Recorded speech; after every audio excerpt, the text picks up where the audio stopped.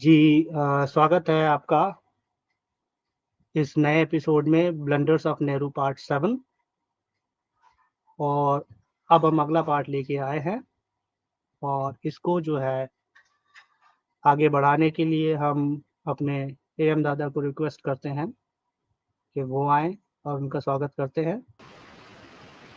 बहुत धन्यवाद नमस्कार एएम दादा। हाँ नमस्कार बहुत धन्यवाद। और आज हम नेक्स्ट पार्ट लाए हैं तो आज दादा स्टार्ट करेंगे और मैं जो है इसको स्क्रीन पे लाऊंगा। अभी दर्शक नहीं है, कोई बात नहीं, आने वाले जो दर्शक हैं ट्यून इन होने वाले उनको एडवांस में वेलकम, नमस्कार। और हम स्टार्ट करने जा रहे हैं। ये प्रेजेंट किया और ये हम आते हैं इंटरनल सिक्योरिटी के ऊपर। ये पोर्शन जो है वो इंटरनल सिक्योरिटी के ब्लंडर्स को डील करता है। और दादा ये विजिबल है जी या बढ़ाना पड़ेगा थोड़ा साइज? नहीं ठीक है चल इतना मेरे ख्याल से बढ़िया रहेगा, है ना? ये बढ़िया है। पहले भी ठीक हाँ था, ऐसा कोई दिक्कत नहीं। ठीक है, तो दादा ब्लंडर नंबर ये 59 मैं से चालू हमारी करता हूँ। इंटरनल सिक्योरिटी के ऊपर जो ब्लंडर्स हुए हैं ये वो हाईलाइट कर रहा है। तो ये मैं चालू यानी आंतरिक सुरक्षा के ऊपर हमारे जो लापरवाहियां की गई हैं ये उसको एड्रेस करेगा, यानी उसके बारे में रोशनी डालेगा। तो हम दादा से रिक्वेस्ट करेंगे कि दादा ये इससे हमें अवगत कराएं। ये बहुत धन्यवाद भाई। तो मैं पढ़ता हूँ, आगे बढ़ते हैं। जी इंटरनल दादा। Security blunder 59 compounding difficulties in Assam. In Blunder 5 detailed earlier, we saw how Nehru's wrong decision ultimately resulted in adverse demographic changes in Assam, with the influx of Muslims from East Bengal. Taking note of that, any nationalist concerned about the fate of the indigenous people, their property, their well-being and their culture in Assam would have ensured that the Muslims' migrations from East Bengal were stemmed at least after independence. With the power in our hands, unfortunately, even after independence, the government remained ostrich-like and demographic invasion continued. What became paramount for the Congress and Nehru after independence were votes. Muslim migrants swelled their vote bank. Why not then turn a blind eye to it, even if the people of Assam and the Northeast suffer? And all that despite severe opposition of many local Congress leaders like Gopinath Bordoloi and maybe who combat, who considered, beg your pardon, who considered such vote bank politics to be effectively anti-national.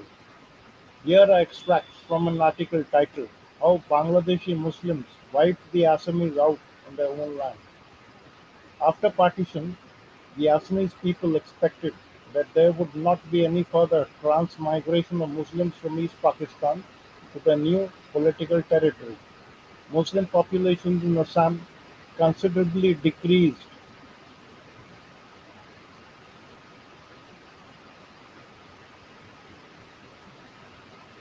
In 1947, particularly due to inclusion of Sylhet in Pakistan and also return of sizable number of earlier immigrants to their original land due to fear of backlash.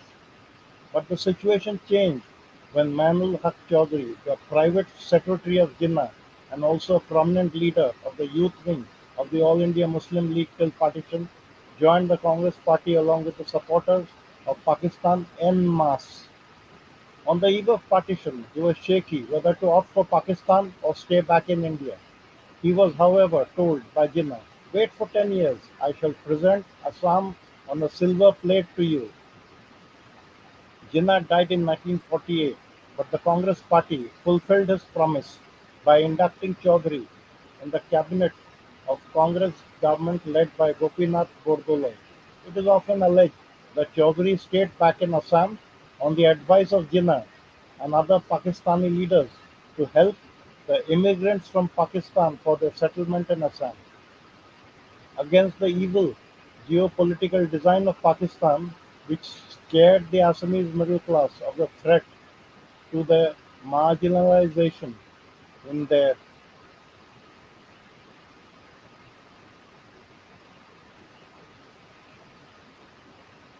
थोड़ा सा ऊपर कीजिएगा। जी दादा, थोड़ा-सा वो हो गया था। नहीं, ठीक है, ठीक है। In their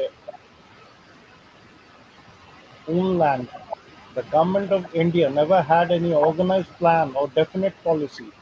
The Nehru-Liaquat Pact of April 1950 rather facilitated the Pakistan government to accelerate infiltration. It is said that the Congress leadership applauded the increase of Muslim immigrants as a God-sent opportunity to consolidate the Muslim vote banks, and accordingly ruled Assam without any break for 30 years.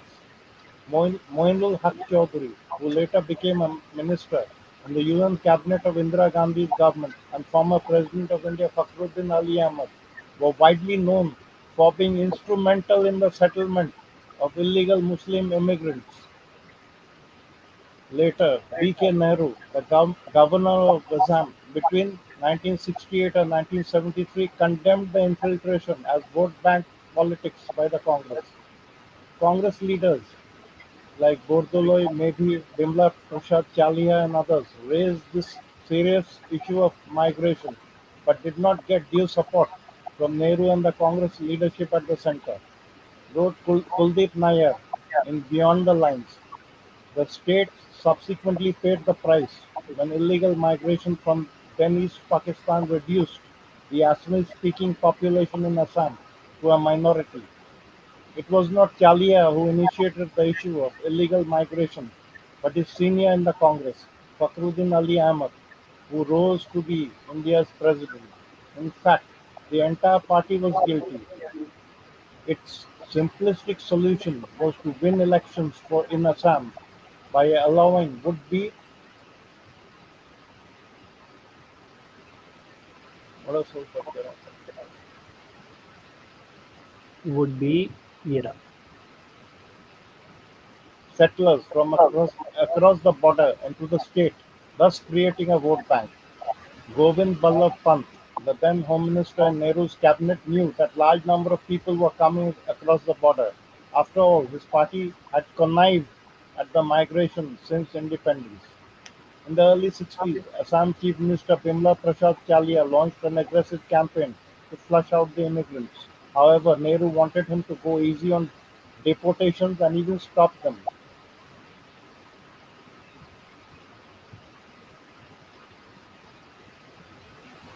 जी ला- दादा, थोड़ा सा इस तो विषय में ये आप vote bank दादा, इसको थोड़ा-सा आप 2 लाइनों में एक्सप्लेन भी कर दीजिए। वोट बैंक तो पॉलिटिक्स जो है, वो स्टार्ट हो गई थी एज़ सून कांग्रेस एज़ का ये पॉलिसी इंडिपेंडेंस। था एकदम, जी, जबकि कुछ ताकि लोग लोगों को इसके विरुद्ध मालूम चल जाए, वो जो पॉलिसी चली चालू हुई थी, आज तक चल रही है। सबकी ही, मतलब सारी मतलब पार्टीज़ ने ये अडॉप्ट करी। हाँ, तो देखिए माइग्रेशन जो है ईस्ट पाकिस्तान से आज जो बांग्लादेशी मुस्लिम जो हम बोल रहे हैं घुस रहे हैं असम में, वो उस समय से पहले से घुसाया जा रहा था जानबूझकर। और इनका पॉलिसी था जिसमें नाम कुछ दो नाम आपका नजर आया ना, एक प्रेसिडेंट बने हमारे, वो भी इंस्ट्रूमेंटल थे उसमें। तो ये सब तो लोगों को पता ही नहीं था ना, कि यही सब लोग जो हैं इस चीज को इंजीनियर किए हैं। और नेहरू जी जानते थे, सब लोग जानते थे। जिन लोगों ने प्रोटेस्ट किया उनको दरकिनार करते हुए चीज को बढ़ावा दिया गया और करते गए लोग सिर्फ वोट के लिए। दादा, इससे ये भी मालूम चलता है कि जो डेमोक्रेसी है कितनी वल्नरेबल है। ये इंस्ट्रूमेंट बहुत ज़्यादा वल्नरेबल है। वल्नरेबल भी है, और ये मतलब जो डेमोक्रेसी हमारे यहाँ है ना, उसको टूल की तरह व्यवहार करने में लोग जितना भी नीचे गिर सकते हैं, देश का नुकसान हो जो भी हो, उसके लिए सोचते भी नहीं है कोई।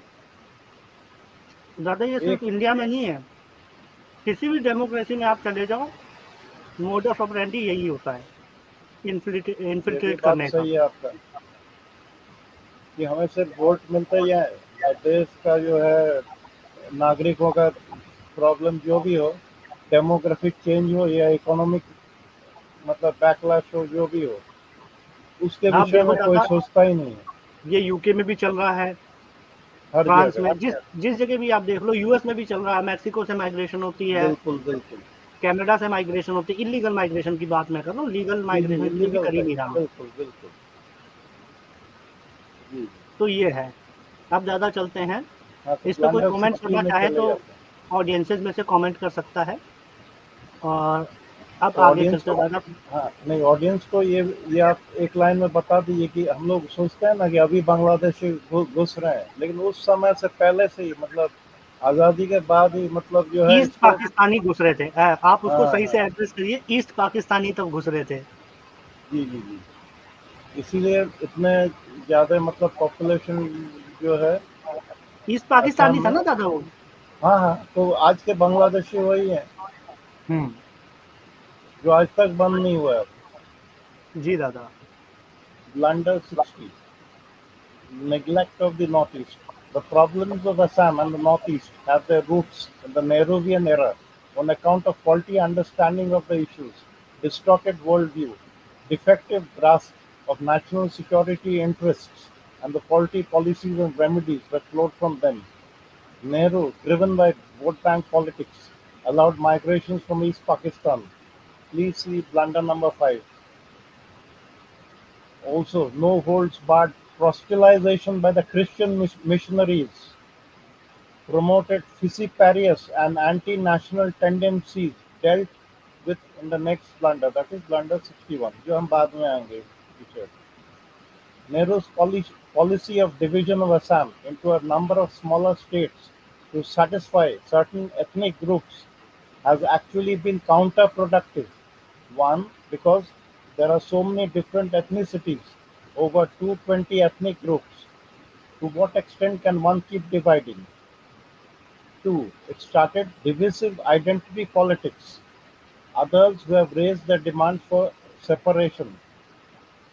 Three, such small states are not economically viable. Egged on by Warrior Elvin, Nehru's advisor on tribal matters and a British missionary and anthropologist, Nehru's broad policy was to treat Nagas and the like as anthropological specimens. This came in the way of development and integration of the Northeast, wrote Doctor N. S. Rajaram. The Army Chief General, later Field Marshal Cariappa, advised Nehru that the Northeast should be developed to bring its population into the national fold. But a British missionary called Warrior Elvin advised Nehru that the Northeast should be developed to bring its population into the national fold.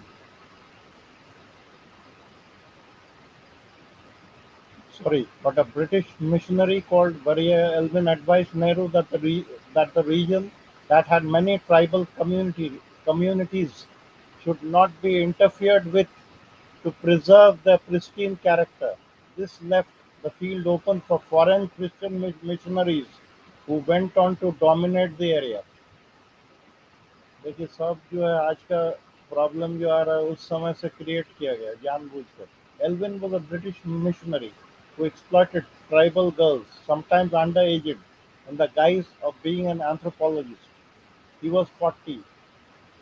Elvin married a 13-year-old tribal girl, Kosi, who was a student.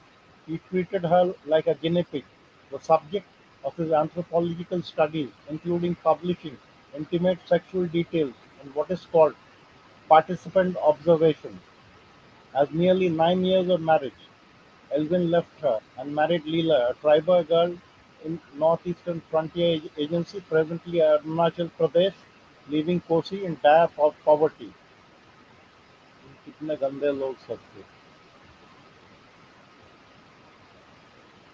The article in the Dharma Dispatch states this diabolical pervert, Warrior Elvin, managed to seduce Nehru to such an extent that he appointed Elvin as the anthropological advisor.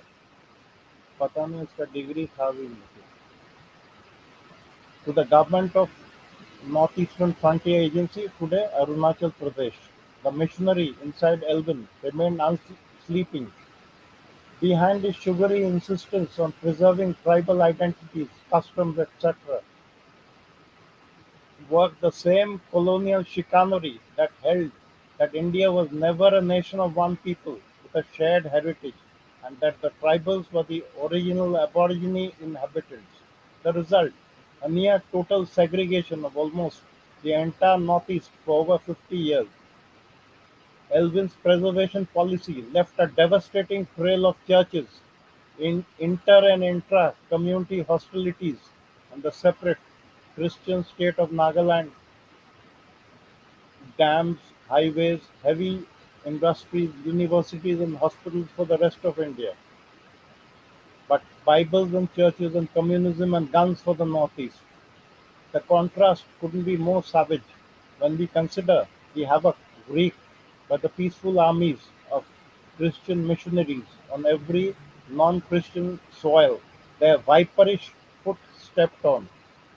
Over 60 years, they systematically, leisurely uprooted precisely this cultural and traditional continuity and wreaked the entire community harmony in the Northeast, thanks to their bellicose religion, which is premised on spiritual larceny,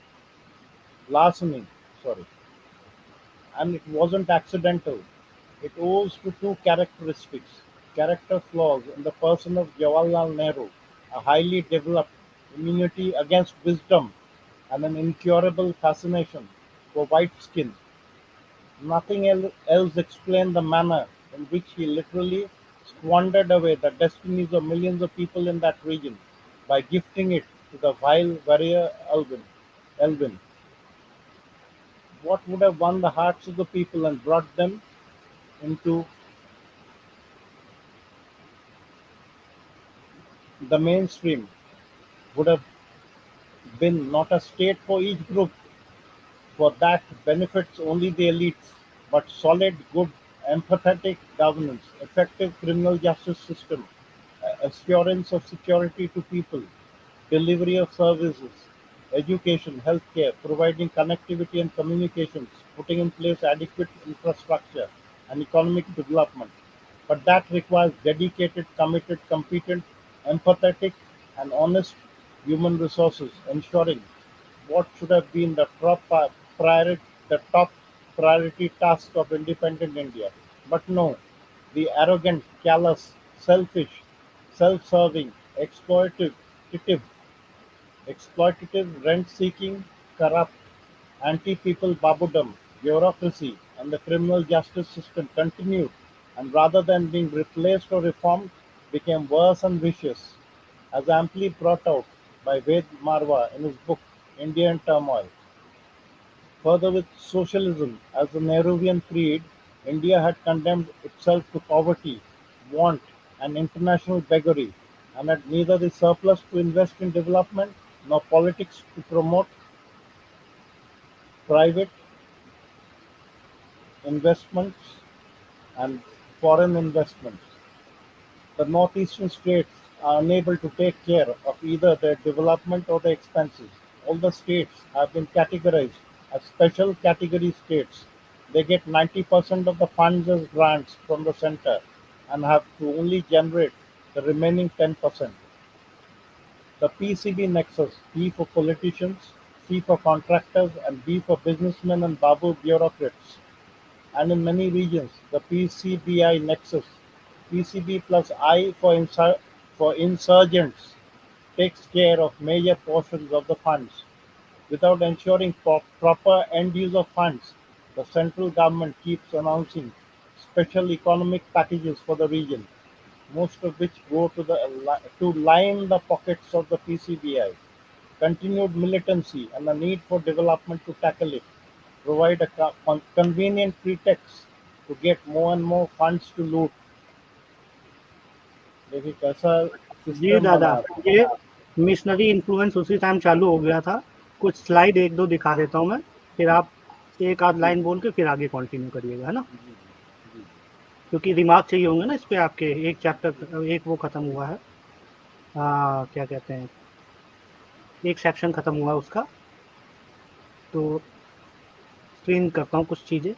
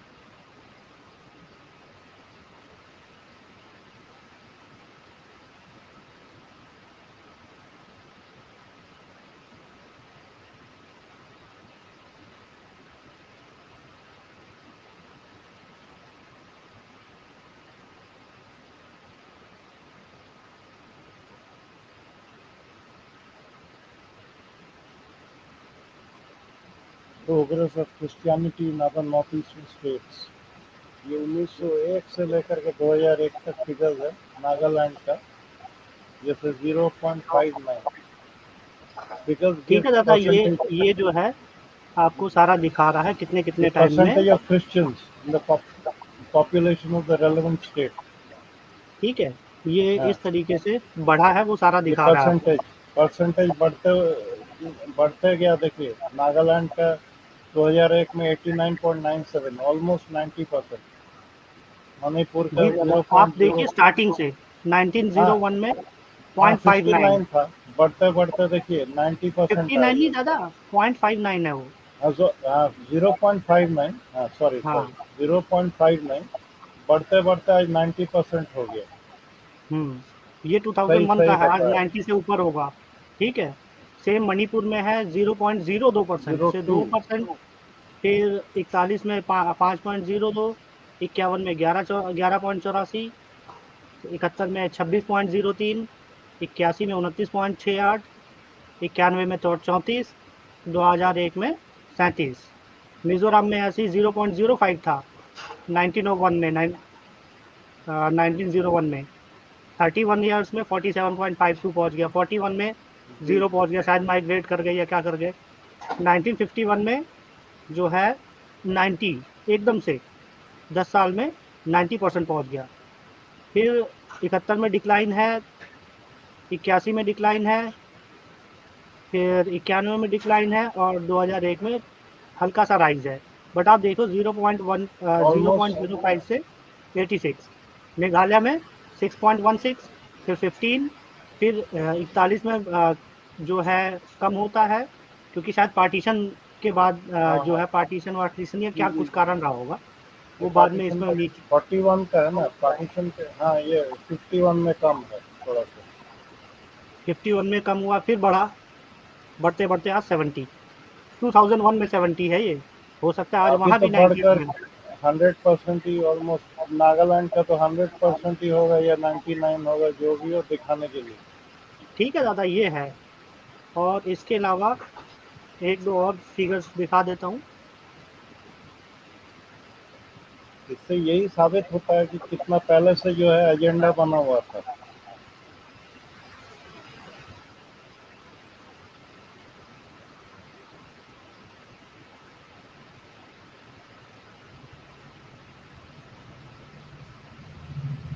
और भी कुछ दिखा देता हूँ, थोड़ा एक एक slide दिखाता जाऊँ ताकि जी जी, सुविधा हो जाएगी। ऑडियंस को पता चलता जाए।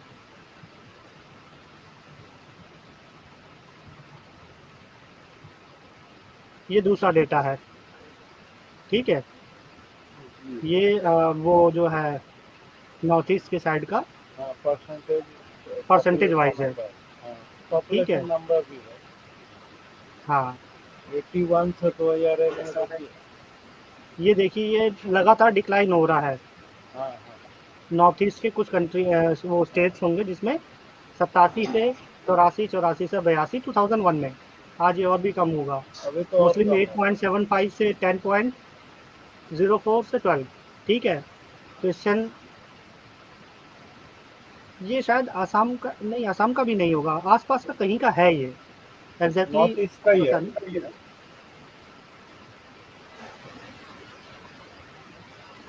ये किसी जगह का मुझे याद नहीं है कोई। चलो मैं दूसरा दिखा देता हूँ, ये याद नहीं है मेरे को। और देखता हूँ क्या है।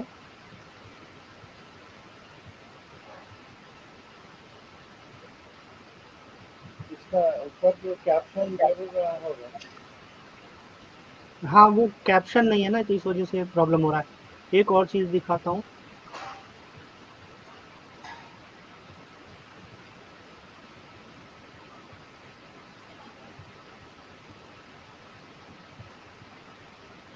अगर वो दिख जाए तो ये मेरे उसमें खुल नहीं रहा है ये।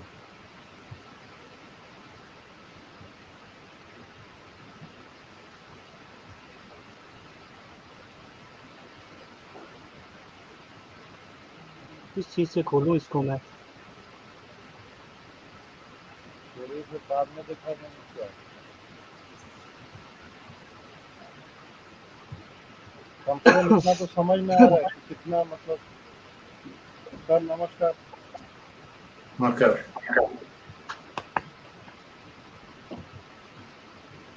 ठीक है, ऐसे मैं दिखा देता हूँ, क्योंकि वो बीच में जो है एक छोटा सा वो देना है ना, कमेंट अपने, इस वजह से।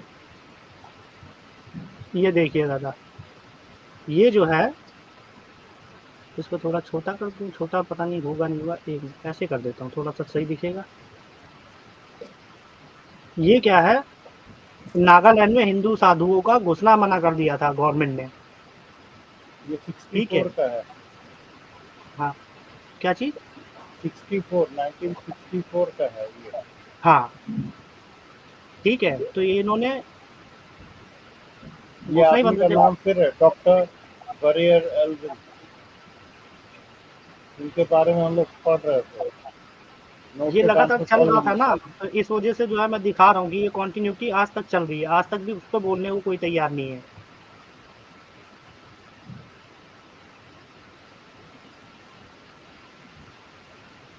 बस दादा आप अपने रिमार्क्स दे दीजिए इस वाले चैप्टर पे, फिर। तो वही आप जो दिखा है उससे यही साबित होता है कि पहले से प्लान बनाया गया था कि डेमोग्राफी चेंज किया जाए।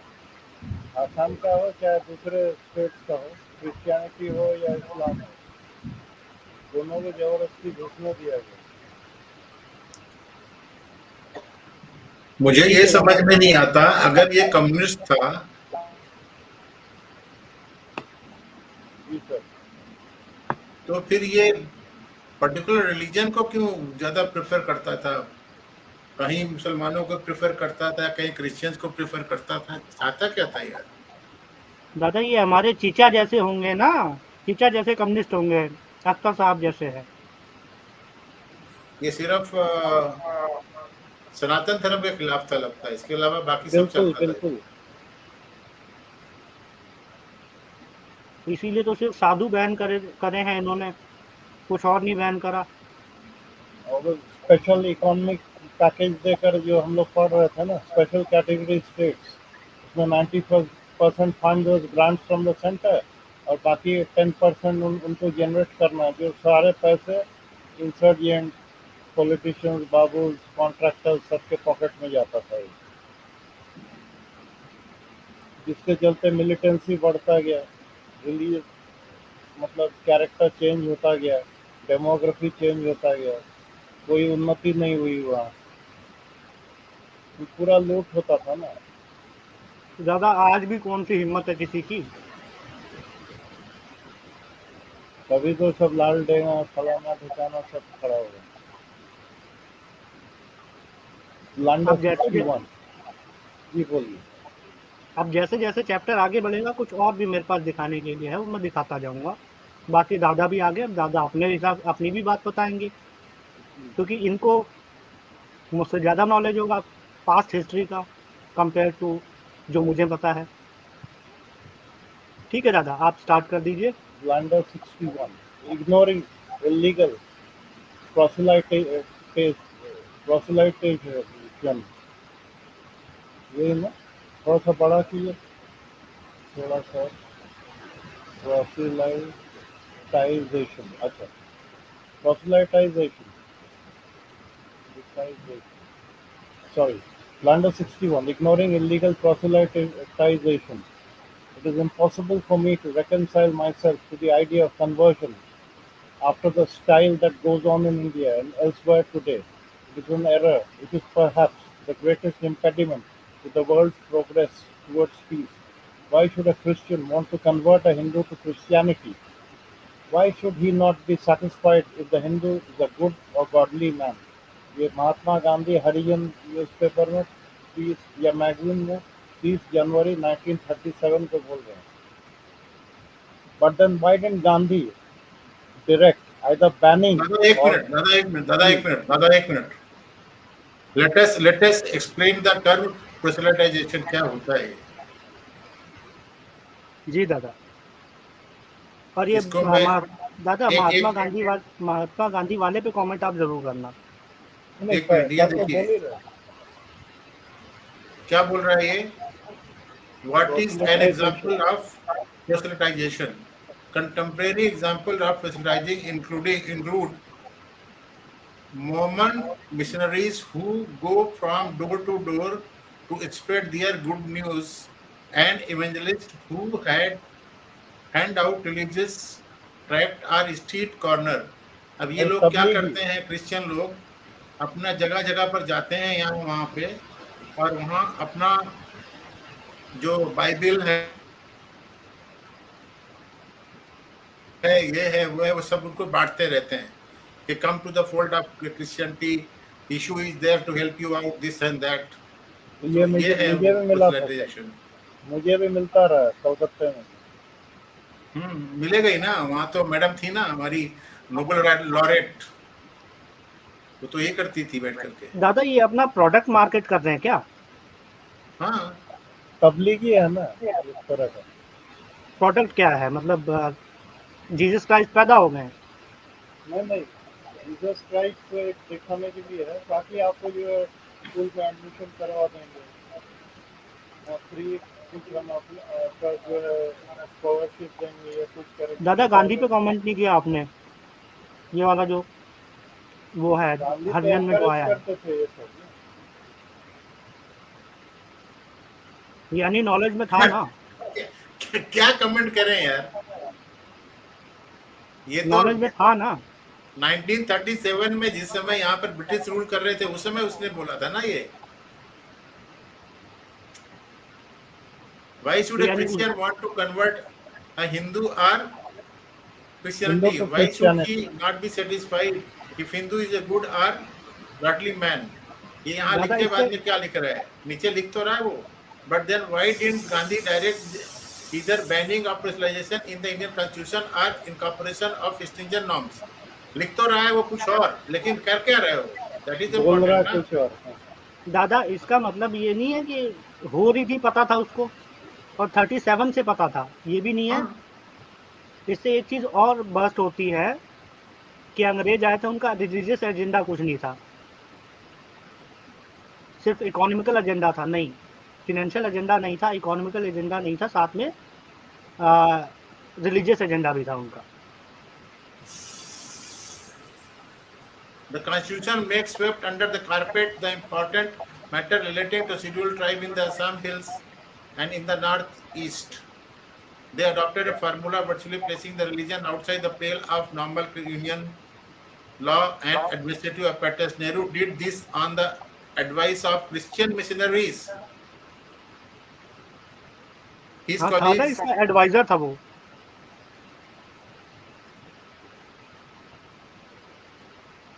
इसका एडवाइजर जो है क्रिश्चियन मिशनरी था ना, नेहरू का.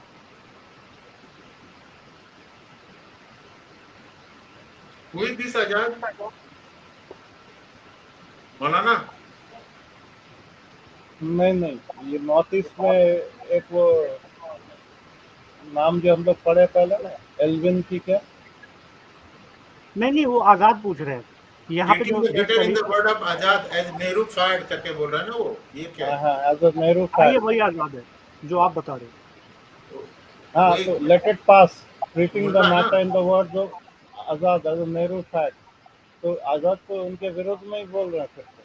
His colleagues in the top echelons let it pass, treating the matter in the words of Azad as a Nehru fact.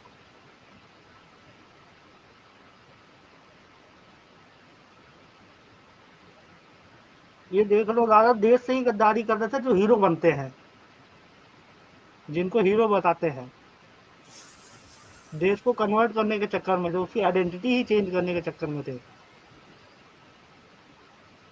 सबसे बड़ा चीज, they adopted a formula virtually placing the region outside the pale of normal union laws and administrative apparatus. Nehru did this on the advice of Christian missionaries. His colleagues at the top echelons let it pass, treating the matter in the words of Azad as a Nehru fact.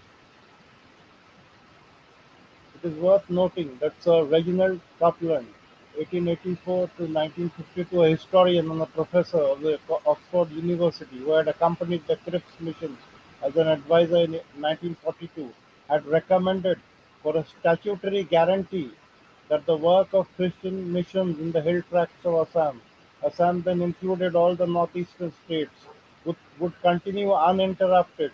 In this context, please check the doings of Warrior Elvin in the northeast, described in the previous blunder. Wrote M.K.K. Nair. Nehru and Gandhi did not agree on many issues, and Patel used to point out shortcomings in Nehru's approaches to him. Almost everyone knows that the problems of Northeast India began with Nehru's policy. Patel had vehemently opposed Nehru's plan to administer Northeastern region under the Foreign Ministry and differentiate it from the rest of India. Foreign ministry के under में देने का क्या मतलब तुक था इसका क्या रीजन था कोई फॉरेन जगह थोड़ी था He explained the repercussions of such a step, but there was no one in the cabinet to oppose Nehru. When implemented, it became easy for Christian missionaries to tell local people that they were not Indians and theirs was another country because India's foreign ministry जो बात मैं बोल रहा हूँ, dealt with it. Nehru created a new cadre, India Frontier Administrative Service, to administer the region, but selection was light for Indian Foreign Service.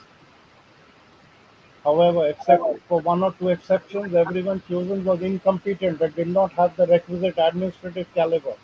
Their clumsy rule and the worst control by the Foreign Ministry were causes for anti-national activities to flourish in Nagaland, Mizoram, Manipur, and hill areas of Assam. Massive conversions in the northeast states, particularly Nagaland and Mizoram, have led to secessionist movements. Christian missionaries and a number of foreign-funded NGOs have deliberately propagated and funded the myths of the Aryan-Dravidian conflicts and differences. Aryan invasion theory has long been discredited. They have been active in anti-Brahminical and anti-Hindu propaganda. They have taken advantage of the poverty and wants of the Dalits and the tribal. Why? All this helps that in, that in conversions. It is they who have fueled Aryan Dravidian politics in Tamil Nadu to help them in their proselytization project. It is necessary to realize that conversions, over 99% of them, are through enticements and deception and are illegal. To Christianity or Islam are actually spiritual murders more heinous than physical murders, as they unhinge converts from their roots. Demography is destiny, said Auguste Comte. Indian partition was the net result of the changes in religious demography. But it seems Nehru did not understand the correlation among religion-nation partition and divisiveness. It may be fine to be personally an atheist or agnostic or above religion, but it is definitely irresponsible as a national leader to ignore the reality of religions, particularly the latter to proselytizing supremacists only through Abrahamic religions, their effect on people and regions, and their potential for divisiveness. Given the growing illegal conversions, over 99% of which are illegal, influx of illegal Muslim refugees, and skewed population growth rate of Muslim and Christians, what had failed to have happened even during the millennia of India's bondage may shockingly happen in free India. India turning into a Hindu minority nation and the consequent obliteration of India's several millennia-old rich religious cultural heritage. यही तो होने जा रहा है. There are दादा 126. एक minute आप थोड़ा सा मैं एक क्वेश्चन डालता हूँ. दादा, ये जो कन्वर्जन हो रहा है, मौलाना अब्दुल कलाम आजाद इन ट्यून थे या नहीं? क्योंकि आर्यन इन्वेजन थ्योरी उनको भी सूट कर रही थी, तभी डाली हुई थी ना. और उसको एक्सप्लॉइट कर रहे थे वहां पे क्रिश्चियन मिशनरीज. उसी को एक्सप्लॉइट करा गया है साउथ में, एंटी ब्राह्मण जो सेंटिमेंट डाल के. एआईटी को ही तो वो करके जो है एक्सप्लॉइट करके बहुत सारी पार्टी बनी है उसमें. आज कन्नडी का मूवमेंट उसी पे चल रही है. जो लैंग्वेज वाली वो है, क्या नाम है, मुहिम चल रही है वो इसी पे चल रही है ना, मूवमेंट्स जो है, एआईटी पे ही पेरियार बना था और मौलाना अब्दुल कलाम आज़ाद एजुकेशन मिनिस्टर था, करिकुलम में डालना उसका काम था। तो ऐसा नहीं लगता ये सारे के सारे जो है कोऑर्डिनेटेड काम कर रहे थे, क्योंकि उसमें मुस्लिम माइग्रेशन भी बहुत हो रही थी वहाँ से, डेमोग्राफिक चेंजेस को जो है सपोर्ट जो है ये बहुत ईज़िली जो है हेल्प करेगा, क्योंकि करिकुलम में भी वही पढ़ रहे हैं वो। मुझे लगता है नेहरू का आइडिया यही था कि वापस फिर से अंग्रेजों को बुला लो और यहाँ के डेमोक्रेसी चेंज कर दो, उसके बाद फिर ब्रिटिश रूल यहाँ पे चालू हो जाए और मैं यहाँ पे प्रधानमंत्री बना बैठा रहूं। Otherwise there was no other reason for him कि एक तरफ तो मुस्लिम्स को भी खुश कर रहा है, उधर क्रिश्चियंस को भी खुश कर रहा है। क्या इसने बेडरूम में जाकर के एडविना के साथ में कुछ एग्रीमेंट कर लिया था क्या? ये भी हो सकता है। पता नहीं, ज़्यादा एमओयू तो कभी भी साइन कर लेते हैं ये। नहीं, एमयूथ का है वो तो माउथ टू माउथ चलता है ना, ओरल भी चल जाता है ना, क्या फर्क पड़ता है। हम तुम्हारे को आजादी देंगे, तुम्हारे को प्रधानमंत्री बनाया है, अब तुम इतना काम हमारा कर दो, क्या फर्क पड़ता है। जी दादा, ठीक है, मैं इसको आगे सॉल्व करता हूँ। There are 126. अपने अपना वाला वो दादा, अपना वाला वो जो है ना डॉक्यूमेंट, बीबी दादा, अपना वाला डॉक्यूमेंट शेयर करके थोड़ा सा उसका कंट्रोल लो आप। लेता हूँ, मैं थोड़ा सा दवाई लगाने वाला हूँ, इस वजह से 20 मिनट सुनता रहूँगा मैं। Okay.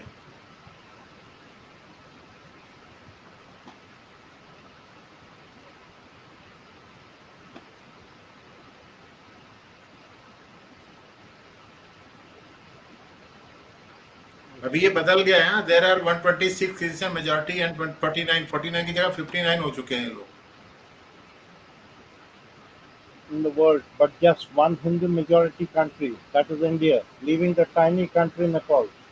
Is not an Indian leader's Is it not an Indian leader's responsibility to ensure that at least one country remains Hindu majority and safe for Hindus, to which persecuted Hindus elsewhere in the world, like in Pakistan and Bangladesh, and sadly even from its own state of Kashmir, would seek refuge? Isn't it the least that Hindus who have suffered a millennium of slavery and persecution at the hands of Muslims and Christians must expect from the Indian leaders? People of other religions must, of course, have full freedom as equal citizens, but they can't be allowed to dominate, illegally proselytize, and displace the Hindu majority. now CA Christian has been mission, introduced for this purpose only by BJP government लेकिन वो bill तो बना नहीं है अभी तक। Sorry, bill बोल रहा हूँ, the rules rules idea the idea of BJP was CA noble, was to protect them. Christian missionaries and their illegal proselytization has created havoc in many parts of India, and it is high time India woke up to them and took effective countermeasures. Nehru's dynasty never cared about India's religious and cultural foundations and heritage, but non-dynasty governments need to act differently. And they are acting. And they are acting. Acting but not up to the mark. अब वो तो बात अलग है, धीरे धीरे ही होगा ना, ग्रेजुअल होगा। तो इतना सत्यानाश करके रख दिया है, क्या करोगे आप।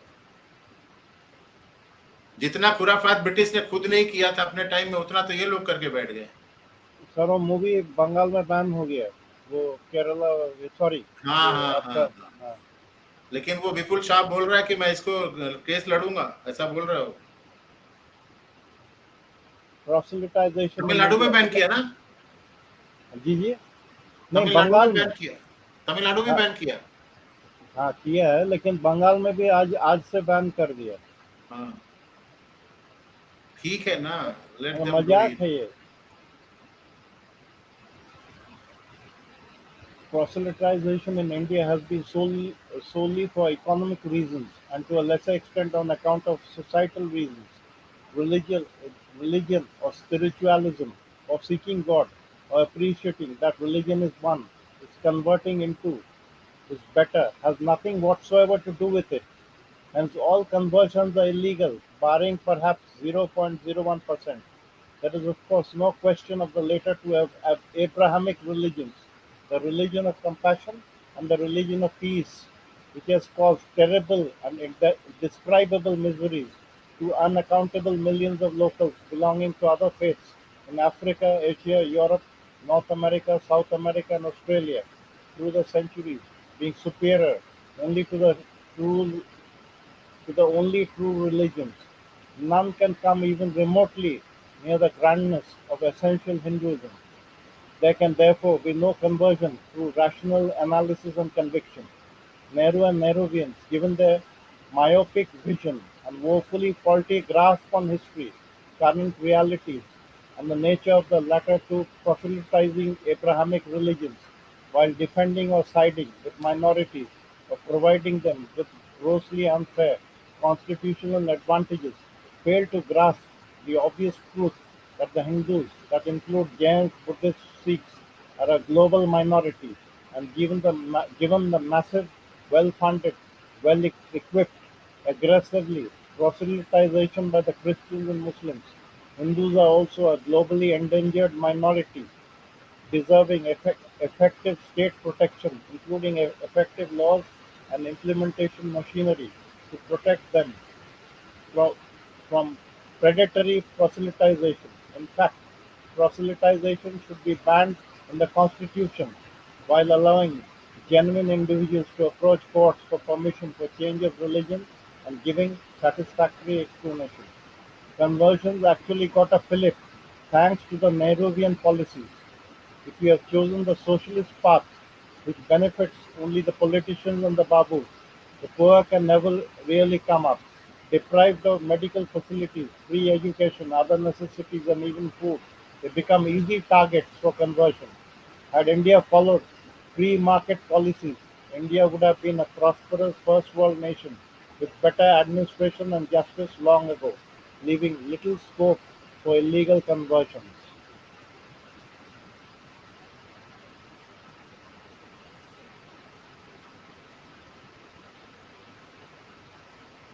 I may sound pessimistic, but I believe that we have little to do now. After having come 75 years through all this, जितना बचा हुआ है, even that is under threat. So, मैं as तो you are ये saying कि बोलता धीरे हूँ धीरे होगा. मैं तो ये बोलता हूँ up to 2014 Hindus in India were left as orphan. That I agree totally with you. Now we are Nobody was there to take care of. जो माइनॉरिटी गवर्नमेंट बनती थी, कभी इसकी सपोर्ट से उसकी सपोर्ट से, वो भी कोई सॉलिड स्टैंड नहीं ले पा रही थी. अभी ये जो तमाशा हो रहा है कर्नाटका में कि बजरंग दल के ऊपर बैन लगा दो और केरला स्टोरी को बैन कर दो, ये सब उसी तरफ तो जा रहा है. और irony is that our own Hindu leaders are involved correct, sir, correct. just for the Just sake because of of vote, vote, just for the sake of power. They are doing this. power and money. क्या तमाशा है? Is it not corruption? They say that this is corruption, that corruption. मैं तो ये सोचता हूँ conversion should also be included into the list of PCA, Prevention of Corruption Act. अगर आप किसी को पैसा दे करके या किसी को चावल दे करके या किसी को लालच दे करके कन्वर्ट करते हो, वो भी तो गड़बड़ है. बिल्कुल बिल्कुल. ये कौन आ रहा है Blunder भाई? 62, ungoverned areas. Large swaths of tribal and other areas remained ignored, neglected. नमस्कार भाई साहब, आपकी जरूरत है यहाँ पर. Avgad ji, namaskar. Large swaths of tribal and other areas remained ignored, neglected, and ungoverned during the Nehruvian era, and later, leading ultimately to the problems in the northeast and a huge Naxal-infested Red Corridor cutting across sections of Chhattisgarh, Jharkhand and Maharashtra, Andhra Pradesh, and Bihar. दादा एक minute में Further, आता हूँ, आप पढ़ो, आप आता हूँ. जी, जी. Further, it was not just tribal areas that were neglected and ungoverned. There were vast swaths of countryside and small towns in UP, Bihar, and many other states that were and remain hopeless, depressing, lawless, dangerous. Omkara lands. What is the root cause?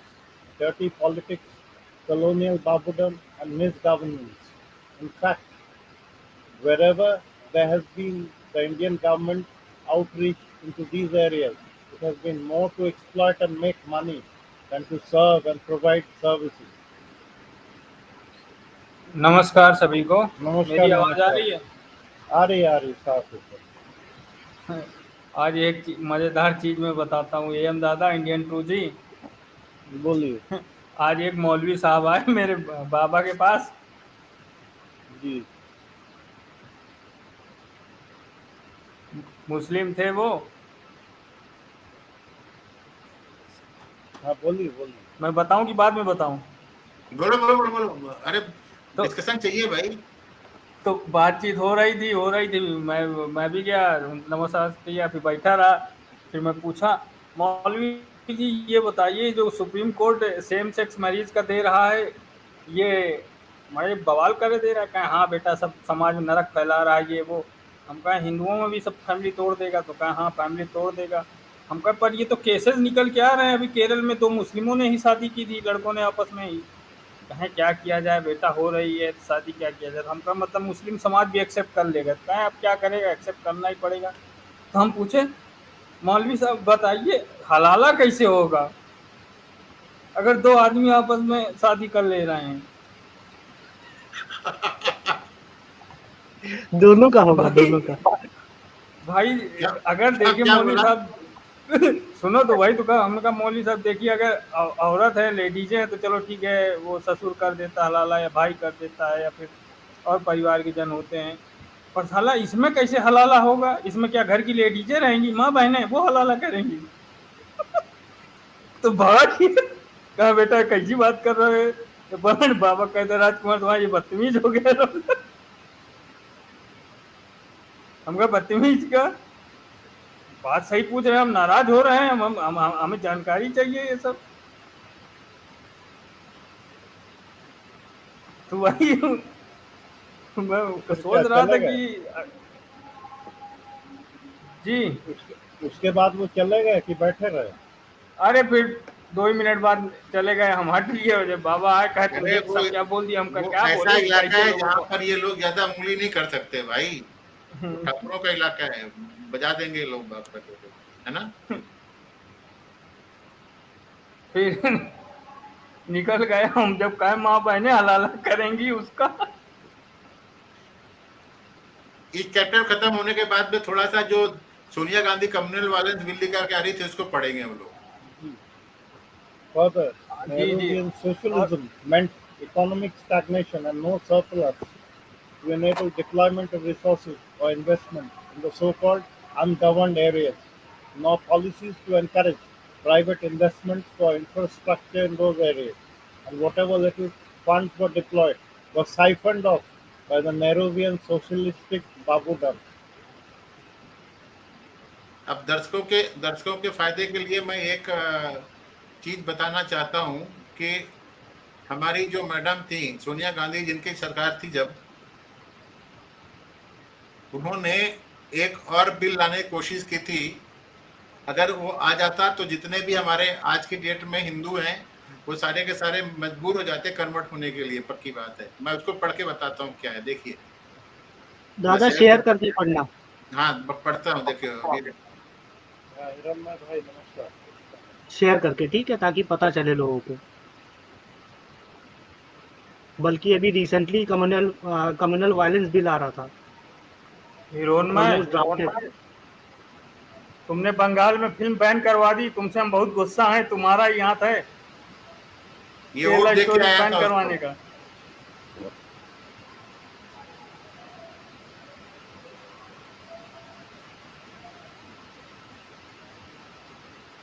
दिख रहा है, बड़ा The करता हूँ Communal इसको। Violence Prevention, Control and Rehabilitation of Victims Bill 2005. 2004 में government आई तो 2005 में बना लिया था इन लोगों ने। Power of state government to declare an area as एक मिनट, अपन वहां पे जाते हैं ना सीधा नीचे, communally disturbed. डेफिनेशन में जाते हैं ना। जी जी जी।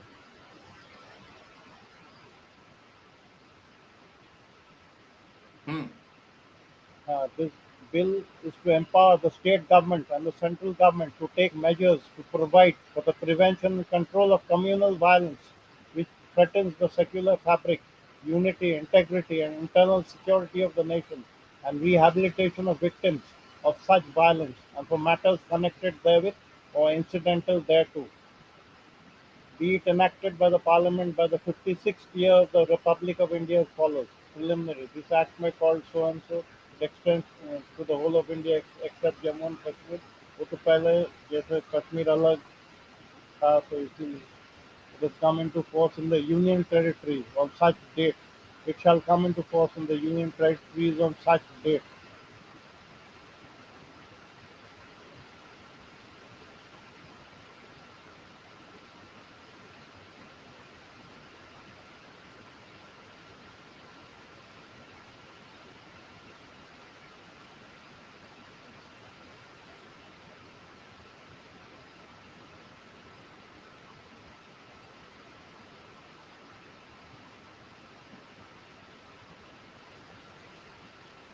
हाँ, कौन उस भाई बोल रहा था कि बंगाल में वो फिल्म बैन नहीं हुआ है सर, है तो वो फिल्म अभी। गूगल करके देखते मैं एक अच्छा, टैब बंद कर रहा था, दूसरा टैब बंद हो देखता हूँ। गया, स्क्रीन वाला ही बंद हो गया। एक मिनट फिर से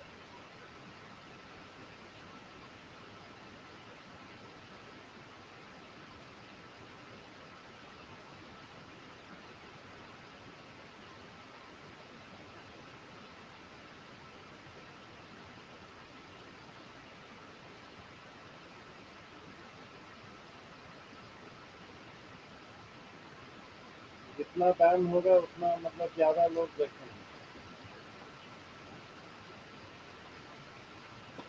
शिफ्ट है।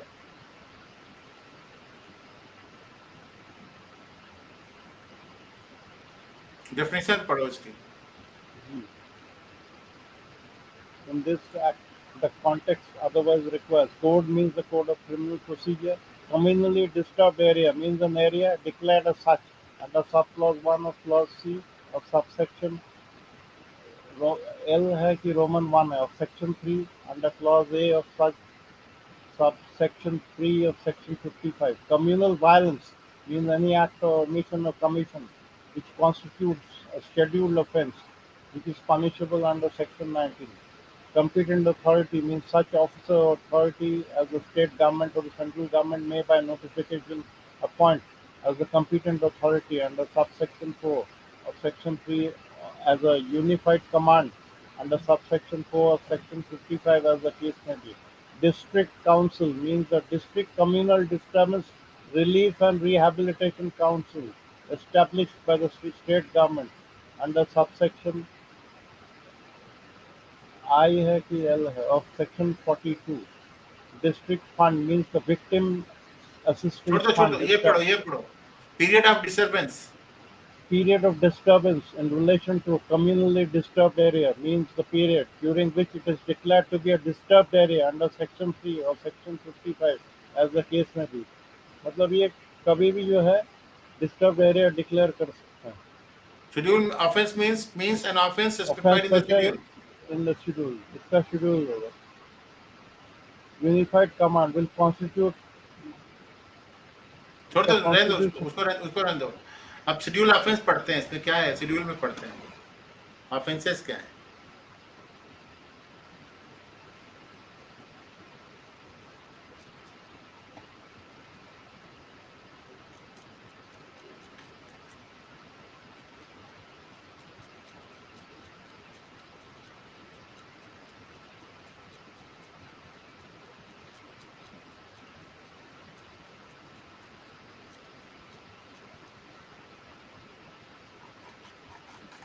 अंग्रेजी वाला ऊपर होगा ना।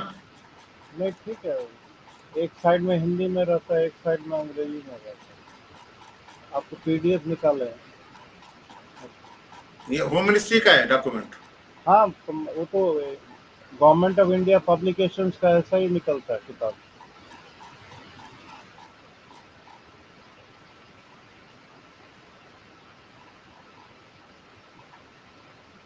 हिंदी में भी पढ़ सकते थे हम लोग.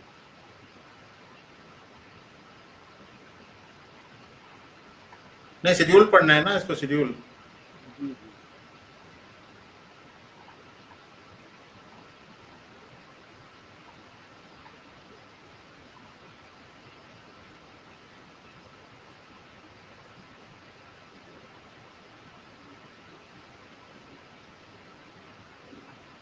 बाप रे, क्या नाटक करके रखा थे। शेड्यूल है ही नहीं इसमें, लगता है। ये क्या है? No, हाँ, the ये schedule. Offences under the following provisions of the IPC: Section 120B, 143, 144, 145, 147, 149, 150, 151, 152, 153, 153A, 153B, 154, 155. क्या नहीं है, सब तो है यार। सब डाल दिया, मेन सब डाल दिया। आर्म्स एक्ट में 25, 26, 27, 28 to 30 सब बांट दिया। एक्सप्लोसिव एक्ट में Explosives 6। Act, बाप रे। Prevention of Damage to Public Property Act, okay. Places of Worship Act, special provisions. Religious Institutions, Prevention of Misuse Act, Statement of object पढ़ो, Object, ऑब्जेक्ट। ये पढ़ना होगा, Statement of Objects and Reasons.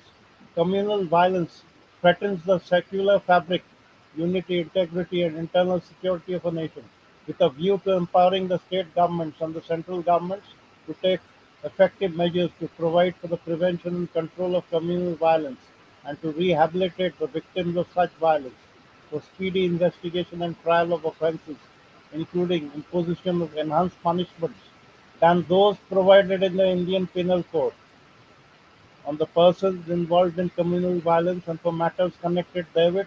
It has been decided to enact a law by the Parliament to ये provide वही है, for protection. ये हाँ, ये हाँ, देखो कौन है ये, provide, शिवराज पाटिल साहब लेके आ रहे थे। हाँ, जी,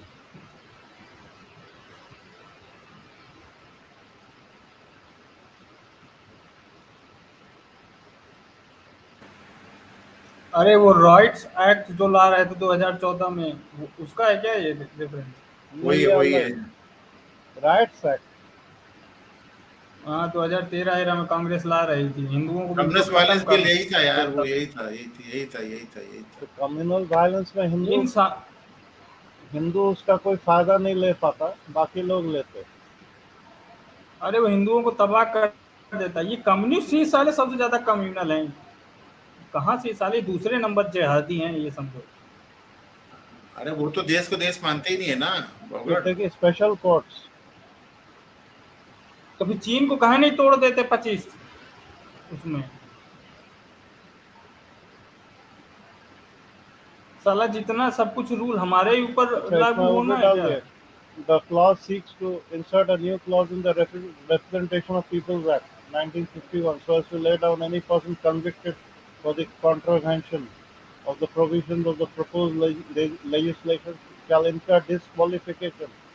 मतलब कोई हिंदू पकड़ा जाए, मतलब बेवजह ही उसको फंसा दिया जाए, तो he will be out, he won't be able to contest any election.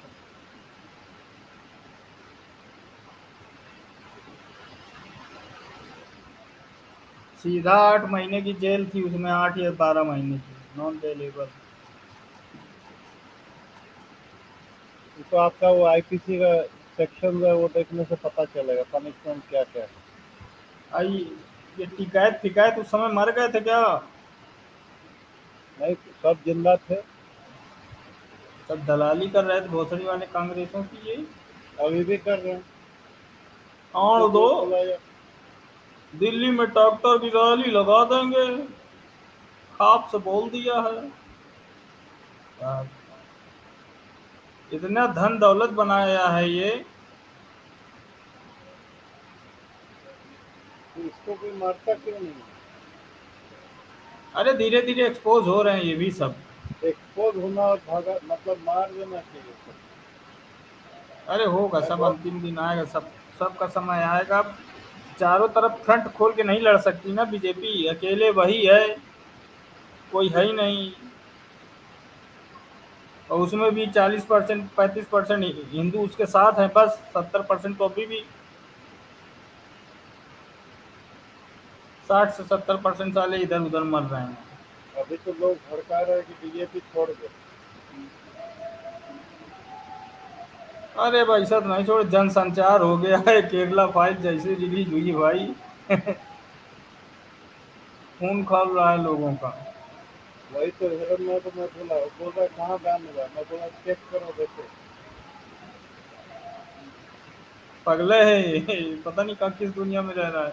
दादा ये हाई कोर्ट, सुप्रीम कोर्ट या हाई कोर्ट से इसको फिर लॉन्च हाई नहीं करवा कोर्ट सकते? दिया था, नहीं हाई कोर्ट का ऑर्डर तो था मतलब, लेकिन यहाँ बंगाल में कर दिया, फिर लोग भागेंगे कोर्ट में। इसका जरूरत तो क्या है, कोर्ट तो फिर बार अलाउ बार कर दे। आदमी कोर्ट ही जाए। नहीं तो इस बार जाए भाई, क्यों ना जाए। मैंने वो नहीं बोल रहा मैं, बैन करने से फायदा ये है, लोग और देखेंगे तो क्या है इसमें, देखा जाए। हाँ मेरा बस चले साले गांव गांव में डीसीएम में वो स्क्रीन लगवा के मैं देखवाऊं। अरे इसका पायरेटेड वर्जन निकल जाएगा, ज्यादा इसको बैन वैन करने से ना पायरेटेड वर्जन निकल जाएगा, लोग घर में बैठ कर देखेंगे। उस दिन मैं बेसिक देख के आया, थोड़ी मेरा इतना खून खौल रहा था, उबाल मार रहा, मैं कहूँ आप तो हिंदू देख लिए, जिहाद। हम लोग कहाँ देख पाए, दिन अच्छा में काम में बिजी रहते हैं, शाम को टाइम मिलता नहीं। हम रात को देखने गए थे, शाम को। अब डिपेंड करता है कौन सा हॉल, कौन सा टाइम जो है फिक्स करके हम्म रखा है उसके ऊपर। दिखाइए दिखाइए, फैमिली को जरूर दिखाइए दादा। कैसे पूरी दिखाएं, हमारे फैमिली यहाँ को। पर बैन हो गया था। अच्छा बंगाल में बैन हो गया। आज से।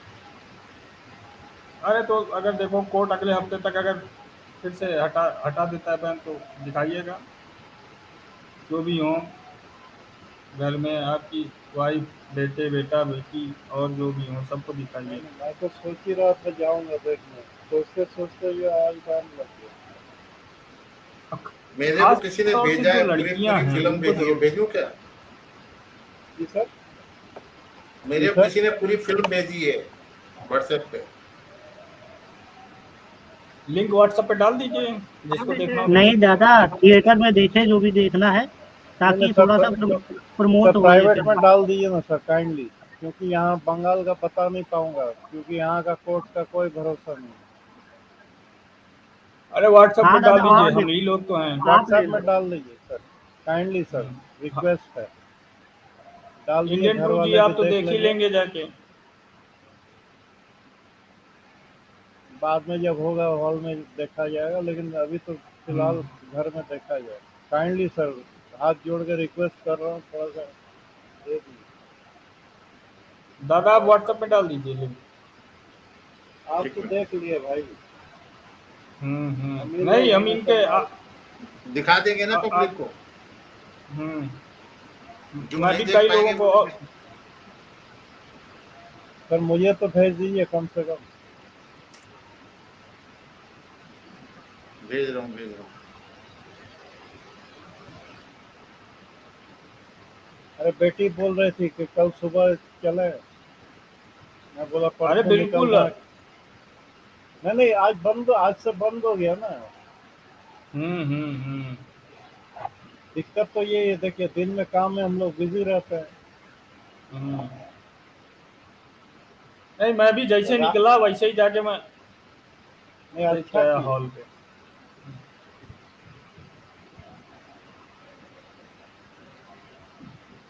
कौन सा तमाशा है बोलिए, कोर्ट देखिए, कोई हाई कोर्ट यदि बोल रहा है कि फिल्म आईसिस के ऊपर है, तो कौन क्यों कर रहा है इस तरह का, इसमें तो और ज्यादा लोग एक्सपोज हो रहे हैं ना।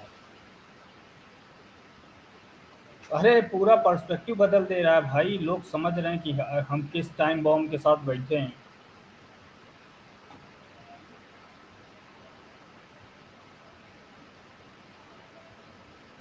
फालतू चीज जो है मतलब वहाँ दिखाया जाता है जामिया में और दूसरे जेएनयू में, उस समय जो है हम्म कोई रोक नहीं पाता, और हॉल में हम्म आप कोर्ट का ऑर्डर लेकर दिखाइए तो फिर वो बैन हो जाता है। ऐसा देश है हमारा। तो कोर्ट इनके खिलाफ कार्रवाई नहीं कर सकती दादा कि जब मैंने अलाउ किया वो है तो मोटो तुमने तो बैन कर कैसे सकती किया। है, देखिए उतना गट्स किसका है बोलिए। वो मोटो जो है कॉग्निशन लेकर कर हम्म, सकती है, वैसा गट्स वाला चीफ जस्टिस भी तो चाहिए। सिंह साहब जानता है, वैसे चीफ जस्टिस हो तब तो साले हाई सब कोर्ट अभी का तो पावर लिबरालू है ही ही। बैठे हैं। हाँ, तो हाई कोर्ट का पावर है, खुद अपने आप संज्ञान लेकर जो हम्म, है गवर्नमेंट को बुलाकर वो पूछ सकता है कि आपने क्यों बैन किए थे। जब एक हाई कोर्ट ऑर्डर दे दिया है, it is applicable to all the other high court also. So मैं I am taking suo motu cognizance, explain why you have banned the film. UP का हाई कोर्ट सो मोटो नहीं ले सकता, लेगा तो केवल वो बंगाल का ही। नहीं, यूपी में तो कुछ हुआ नहीं है। नहीं, मतलब बंगाल में बैन हुआ तो बंगाली का हाई कोर्ट सो मोटो ले हाँ, सकता है वही ना। तो मैं बोल रहा हूँ। अब जो चीफ जस्टिस है अभी साउथ के हैं एक लेडी, तो वो चाहती हम्म, तो ले सकती थी।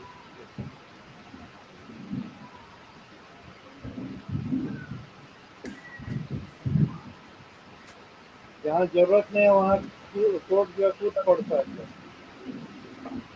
रात को खोल देता है, छुट्टी के दिन खोल देता है सुनने के लिए। जहाँ जरूरत है वहाँ चुप बैठे रहता है।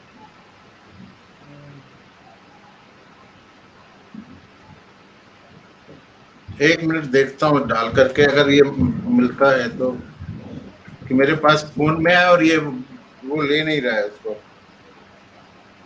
क्या चीज सर? तो नहीं, फॉरवर्ड कर दीजिए ना आप सर। व्हाट्सएप पे दे दीजिए हाँ, तो व्हाट्सएप पे फॉरवर्ड कर दीजिए ना मुझे। एम दादा बाकी का मैं, काम हो जाएगा।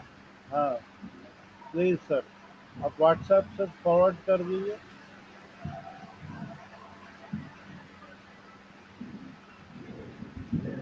मेरी बेटी बोल रही थी कि देखना ही है ये मुझे।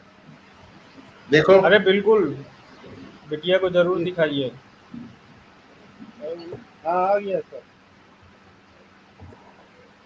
मैं तो आ गया सर, थैंक यू जैसे सर।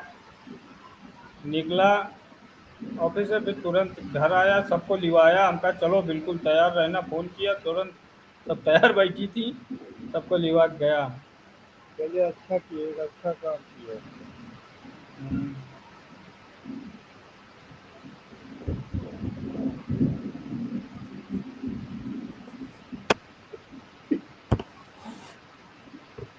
हॉल के बाहर एक अंकल जी जा रहे कह रहे थे, बहन चोद मुस्लिम राष्ट्र बना दिया है, कुछ हिंदुओं को मालूम ही नहीं चल रहा क्या हो रहा है। हम कहे अंकल लोग अब भड़क रहे हैं बुढ़ापे में, पूरा जीवन कांग्रेस को सपोर्ट किए होंगे चाहे।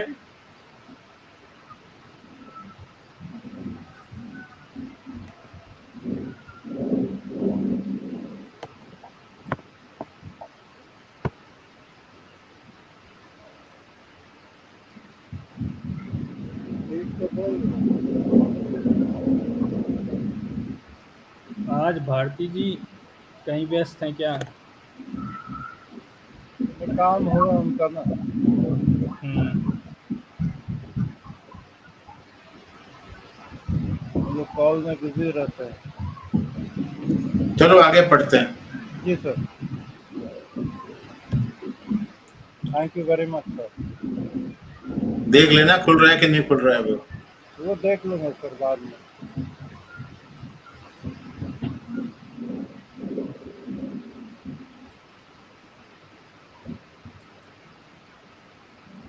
आगे चलते हैं, आगे चलते हैं।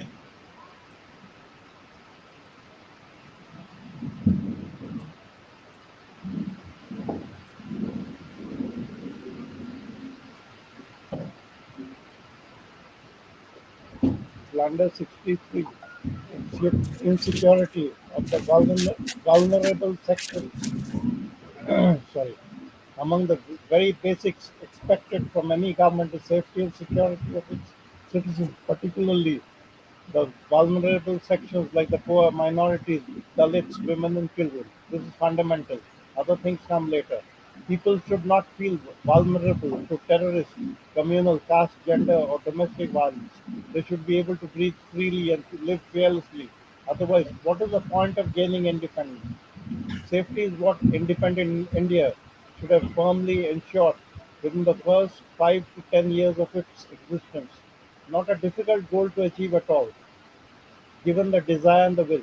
The safety and social justice should have been ensured, whatever it took: persuasion, education, publicity, unbiased and empathetic governance, and criminal justice system, even violence where needed. However, post-independence, there was no change. Rather, there was a change for the worse. The heartless, anti-weak, anti-poor and corrupt criminal justice police system and Babudam continued as the colonial days, as in the as in the colonial days. There was no reform or replacement. Poor minorities, Dalits, women and children continued to remain highly vulnerable. There was reportedly there were reportedly 243 communal riots between 1947 and 1964, and there was little improvement in the lot of the poor and the Dalits. This is what Dr. Ambedkar had to say in his resignation letter from the Nehru cabinet of 27th of September 1951. पढ़ना है? What is the छोड़ दो, जी छोड़ देते हैं, जी जी क्योंकि ये नवबोध लोग तो वैसे भी हमारी हाँ, मारते रहते हैं ना, क्यों पढ़ने का इनके बारे में? it was unfortunate that rather than working and coordinating with Dr. दादा Ambedkar एक to get क्वेश्चन rid है, of the curse. हाँ जी, दादा एक क्वेश्चन है नवबौद्ध के मामले में, ये दलाई लामा बौद्ध असली वाले हैं कि नहीं है? हाँ, क्यों? नहीं, वो असली इसलिए कि वाले वो हैं। तो भाई सारे देवताओं की पूजा करते होंगे तो कोई प्रॉब्लम नहीं है। अरे वो उनका असली जो है जितने कि वो नकली है? तिब्बतियन हैं, बुद्धिज्म जो है ना, उनका जो एक ब्रांड मिनट ऑफ में बोल दूं, बुद्धिज्म फिर है या बताइएगा आप। सेक्ट जो है ना, उसमें जितने बहुत कुछ हिंदू देव देवी के दूसरे नाम से सब है उसमें। वो तो सब मतलब मुझे ये मालूम थोड़ी है। जितने तिब मैं नौ बौद्धों को देखते हुए बता रहा हूँ जिनको हिंदू देवी देवताओं से तकलीफ है। मैं ये पूछ रहा हूँ कि दलाई लामा असली वाले बौद्ध हैं कि अरे ये नकली है, फर्जी है? अरे स्कूल्स ऑफ थॉट बुद्धिज्म का भी बहुत है ना। दलाई लामा अम्बेडकर को नहीं मानता ना। हाँ वही ना। जितने तिब्बतियन हैं वो कहते हैं कि ये जो नौ बौद्ध हैं ये बौद्ध नहीं, ये एथियस्ट हैं, पाखंडी हैं, ये प्रपंच फैलाते हैं। वो साफ साफ उनके कई सारे वीडियो हैं, कहते हैं ये लोग त्रिपिटक को नकार रहे हैं और त्रिपिटक में इतनी कई सारी इतनी उच्च ज्ञानवर्धक बातें हैं, कहानियां हैं जो इन अच्छा, लोग ये नहीं समझ सकते। तंत्र तंत्र जो है, ये हिंदुइज्म का एक ब्रांच है, तांत्रिक ब्रांच। हाँ, तो बुद्धिज्म में क्यों है? वज्रयान तिब्बत, हाँ, तिब्बत में क्यों है? वज्रयान बना था, तंत्र से ही वज्रयान ये लोग चुरा के, तंत्र का सब ये सब हिंदू ही को ही ये चुरा चुरा चुराया के सब कोई अपना नहीं। खड़ा किया। यहाँ देखिए, ये आसाम से, बंगाल से तिब्बत लोग गए थे, वहीं से ये शुरू हुआ। बहुत पहले, मतलब बहुत पहले। नहीं, जो ये वज्रयान शाखा बनाई गई थी ये हिंदुओं के से ही तंत्र का ज्ञान चुरा के बनाई गई थी, और ये चुराया दो नहीं लेवल है, और मतलब ऊपर हिंदू चले गए लोग ही थे। गए थे वहाँ स्प्रेड करने उसको। चुराया कोई नहीं है, ये बोलना अनुचित होगा कि चुराया है। नहीं, बौद्धिस्टों ने एक जो नया यान बनाया था अपना वज्रयान। नहीं, ठीक है, बनने दीजिए ना, क्या दिक्कत है। Most Indians wish that communalism had been firmly curbed within a decade of ये independence. पढ़ो, छोड़ दो, उधर रह दो, ये Had the पढ़ो। Congress done the actual work on the ground of overhauling our criminal justice police system and Babudam, launched vigorous educational campaign on the issue, held netas and those in administration and police accountable for disturbances and riots, punished the guilty and made examples of them, and adopted a non-compromising attitude to the issue. The curse of communalism and casteism and of ill treatment of poor and Dalits would have vanished within a decade of independence. It was not an unachievable target, but when you yourself allocate seats and will win elections on communal, religious, and caste considerations, where's the remedy? Most of the so-called secular socialistic parties have been great talkers but non-doers. They want to keep the secular, communal, and casteism pot boiling to win votes, because in practical terms on the ground, they are incapable of solving any real issues. In fact, this whole debate on मत parties पढ़ो, and मत पढ़ो, मत पढ़ो, मत पढ़ो, अभी रुक जाओ।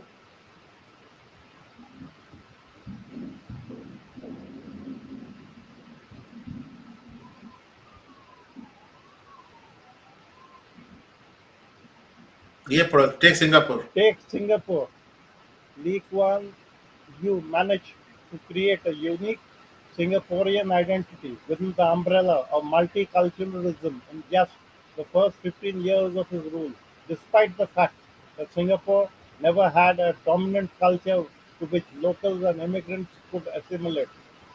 They have ensured religious and racial harmony through the decades. Singapore has consistently been ranked as the safest country in the world and among the top 5 in the Global Competitiveness Report in terms of its reliability of police services. उसके तो दुश्मन मानता था ना ये. जी. Economy. Under 64. Grinding poverty and terrible living conditions. Statistics below are till the Nehru dynasty times up to the UPA first and second. Things began to improve since 2014, albeit gradually. Thanks to the Nehruvian economic policies, millions of Indians were condemned to grinding poverty. We have the largest number of poor, a third of the world's poor. As per the World Bank's estimate, while 69% Indians live on less than $2 per day, 33% fall below the international poverty line of $1.25 per day. In terms of GDP per capita, India stands at 129 among 183 countries as per the IMF tabulation for 2011. Per capita income in India is little more than half of that of Sri Lanka, about a sixth that of Malaysia, and a third that of Jamaica. Things have been improving, but precious decades were lost in the poverty perpetuating Nehruvian economic policies, says Darrell De Monte in an article, Living off the Land, that appeared in the Hindustan Times.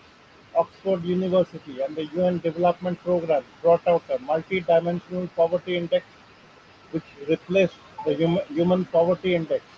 The researchers analyzed data from 104 countries with a combined population of 5.2 billion, constituting 78% of the world's total.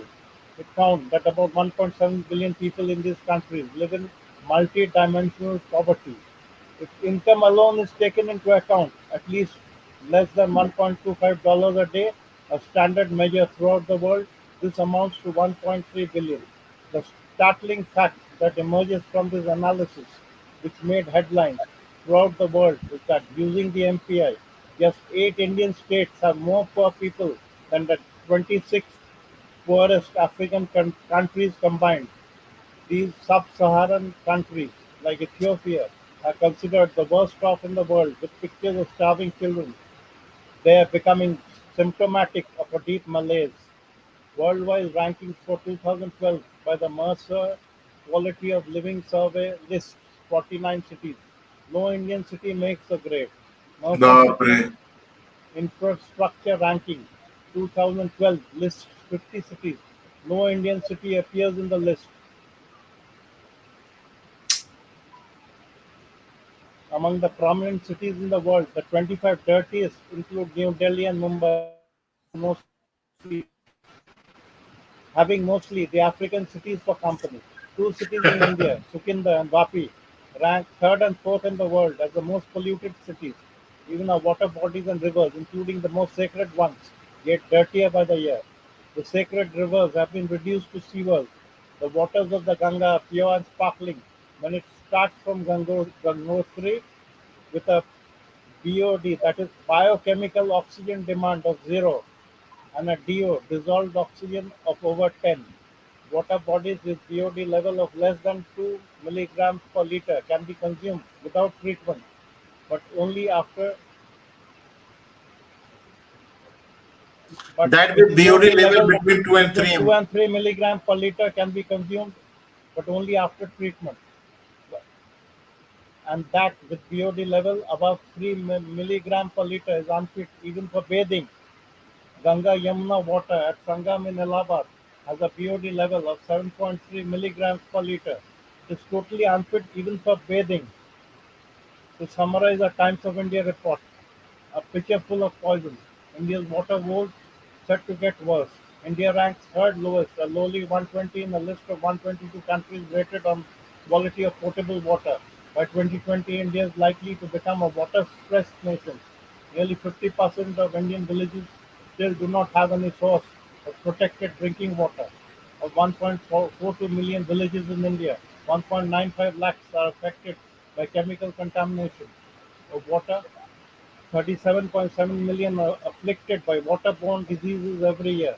Nearly 66 million people in 20 Indian states are at risk because of excessive fluoride in their water. Nearly 6 million children below 14 suffer from dental, skeletal, and non-skeletal fluorosis. In Jhabua district, bone deformities are common among children. Arsenic is the other big killer, luring in groundwater, putting at risk nearly 10 million people. The problem is acute in several districts of West Bengal. The deeper aquifers in the entire Gangetic Plain contain arsenic. In UP's Balia district, the problem is so acute that almost every family has been affected. Most people are suffering from skin rashes. Some have lost their limbs. Many are dying a slow death due to arsenic-induced cancer. Bacteriological contamination, which leads to diarrhea, cholera, and hepatitis, is most widespread in India. The AHDI Human Development Index is a composite statistic of life expectancy, education, and income indices, and was published by the UNDP United Nations Development Programme. In 2016, India ranked 130 on HDI among 187 countries, below even Iraq and Egypt. The Hunger and Malnutrition report by the Nandi Foundation points out that 42% of under 5 Indian children are severely or moderately underweight, and that 59% of them suffer from moderate to severe stunting. As per another study released on Mother's Day, India ranks 76th among 80 less developed nations in the world on Mother Care Index, that is the fifth worst healthcare system. We beat even the poorest countries in Africa in infant mortality rates. The rate is a measure of number of deaths of infants under a 1-year-old in a given year per 1,000 live births. Among 21 countries, India ranks 50, rank 1 being the worst, with an infant mortality rate of 46. That is, among 221 countries, 171 countries are better off than India. China's infant mortality rate is 15.62, Singapore's 2.65, while India's is 46.07. Over 4 lakh newborns die within the first 24 hours of their birth every year in India, the highest anywhere in the world. A study by an international non-government organization, Save the Children, has declared. Take MMR, the maternal mortality rate, which is the annual number of female deaths per 1 lakh live births from any cause related to or aggravated by pregnancy or its management. The MMR includes deaths during pregnancy, childbirth, or within 42 days of termination of pregnancy. India ranks 52, rank 1 being the worst, among 183 countries, with an MMR of 200 deaths per 1 lakh live births. MMR is 37 for China and just 3 for Singapore. Take housing. एक minute रुक जाओ इसको आगे चलते हैं। ये data बता रहे हैं, डाटा में पब्लिक ज्यादा इंटरेस्ट नहीं होगा। ये पढ़ो, लिटरेसी वाला पढ़ो। India is 183 among 214 countries, below many African countries, reports the Economic Times of 18th of January 2013. The Annual Status of Education Report, ASER 2012 by NGO Pratham, shows that the number of class 5 students who could not read a class 2 level text or solve a simple arithmetic problem has increased. एक In minute 2010, मैं बात सही बोल रहा था। नहीं वो तो ठीक है, मैं देखता हूँ यहाँ पे कौन कौन है, वो देख रहा हूँ। अरे पीछे क्यों बैठा हुआ यार, बोल देना भाई आने के लिए, मैसेज तो दे दिया करो। वो आता है चला जाता है। हिरन में In 2010, सॉरी सर, वो ना मेरा ब्राउजर में प्रॉब्लम था. in 2010, 46.3% of the kids in this category failed to make the cut, and this shot up to 51.8% in 2011 and 53.2% in 2012. In 2010, 29.1 children in class 5 could not solve a two-digit subtraction problem without seeking help. This proportion increased to 39% in 2011 and 46.5% in 2012. अच्छा, ये increase से यही समझ में आ रहा है कि nothing is taught. Schools are run, but nothing is taught. The hitherto dynasty-driven Nehruvian socialistic populist Babudom dominated democratic India rarely disappoints in scoring the top grade. When it comes to the negatives, with the exit of the Nehru-Gandhi dynasty since 2012, the things have been thankfully improving. Please mark this sentence. Viewers, please take it as क्या बोलेंगे milestone कि 2014 के बाद things have started moving. ये बोल रहा है, हाँ? हम नहीं बोल रहे हैं. ये मत बोलना कि हमने कुछ मोदी से कुछ लिया है या दिया है, लेकिन ये पक्की बात है कि 2014 के बाद में थिंग्स हैव स्टार्टेड इम्प्रूविंग. ये आतर लिख रहे हैं. जी हाँ सर, जी हाँ, ये एकदम सही था. Blunder 65 throttled industrialization. Nehru, through his anti-private sector policy, throttled industrialization and consequently employment generation. Although in comparison with the deliberate neglect in the British period, the progress in industrialization during the Nehru period was much better owing to the significant public sector investments. It was also helped by the very significant Second World War, sterling debt repayments by the UK, and aid by other countries like the US, the USSR, and Germany. However, when the repayment of the sterling debt by the UK tapered off and not much further foreign aid was forthcoming, and the public sector into which Nehru had sunk the investment was either in loss or not able to generate adequate surplus, the industrialization momentum began to taper off as there were no funds, and given Nehru's socialistic approach, the private sector was anyway shackled.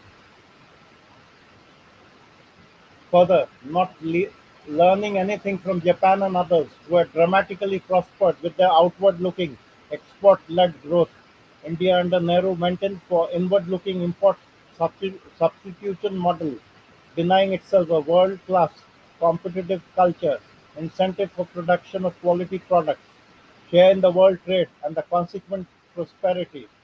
Instead, India invested heavily in the inefficient public sector, over-regulated and strangulated private enterprise, shunned foreign capital, and ignored better technology. Despite Sardar Patel's objections, Nehru pushed through the Industrial Policy Resolution in April 1948 that reserved many areas under the state sector: railways, defense, manufacturing, atomic energy, and so on. Further, new enterprises in steel, coal, shipbuilding, communications, and many others could only be under the state sector. By 1954, Nehru made Parliament accept as the aim of economic development the socialist pattern of society. Socialism was enshrined in 1955 as the official policy of the Congress at its Awadi session. The 1956 version of the Industrial Policy Resolution made the state even more dominant. It allowed new ventures in textiles, automobiles, and defense only to the state and vested exclusive controls to it over many other sectors. बस इसको मत पढ़ना. इससे पता चल जाएगा जितना पढ़ लिए. ये पढ़ लेते हैं. Series of 5-year plans started from 1952 that sank precious investment in the inefficient public sector, and rather than enhancing the growth rate, made it crawl at 3%. Much needed foreign investment was shunned thanks to simpleton economic understanding, ignorance on what makes a country prosper, and faulty application of anti-colonial mindset. Many industries were barred for the private sector. When entrepreneurs in the countries in Southeast Asia, like South Korea, were being encouraged to expand and set up industries, and the government was offering them cheap credit. Here in India, we were doing the opposite. G.D. Birla was refused a license for setting up a steel plant. Scores of business proposals of starters were rejected. Aditya Birla, looking to the hostile business environment in India, chose to set up industries outside India. The list is endless. Krishna Menon, the right-hand man of Nehru, had reportedly snubbed off offers of the Japanese corporate representatives for collaboration, saying it was out of question on account of the vast differences in the policies of the two countries. Given the license permit quota Raj, reference to give licenses to the so-called monopolies, anti-business policies, and extortionist taxes, minimum slab rate being over 80%, industrialization had to suffer. Industrialization in industries was sought to be controlled and managed by Nehru's IS Babus, who knew next to nothing on how to run an industry.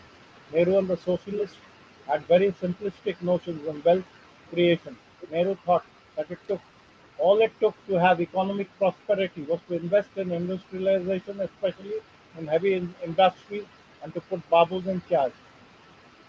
छोड़ देते हैं इसको, ये नहीं पढ़ते हाँ, वो, ये सरकारी उतना बाबू में है, तो नौकरी हाँ, छोड़ने इतना के में तो बाद भी पता बकवास कर रहे नहीं, हो। उतना में तो पता चल गया।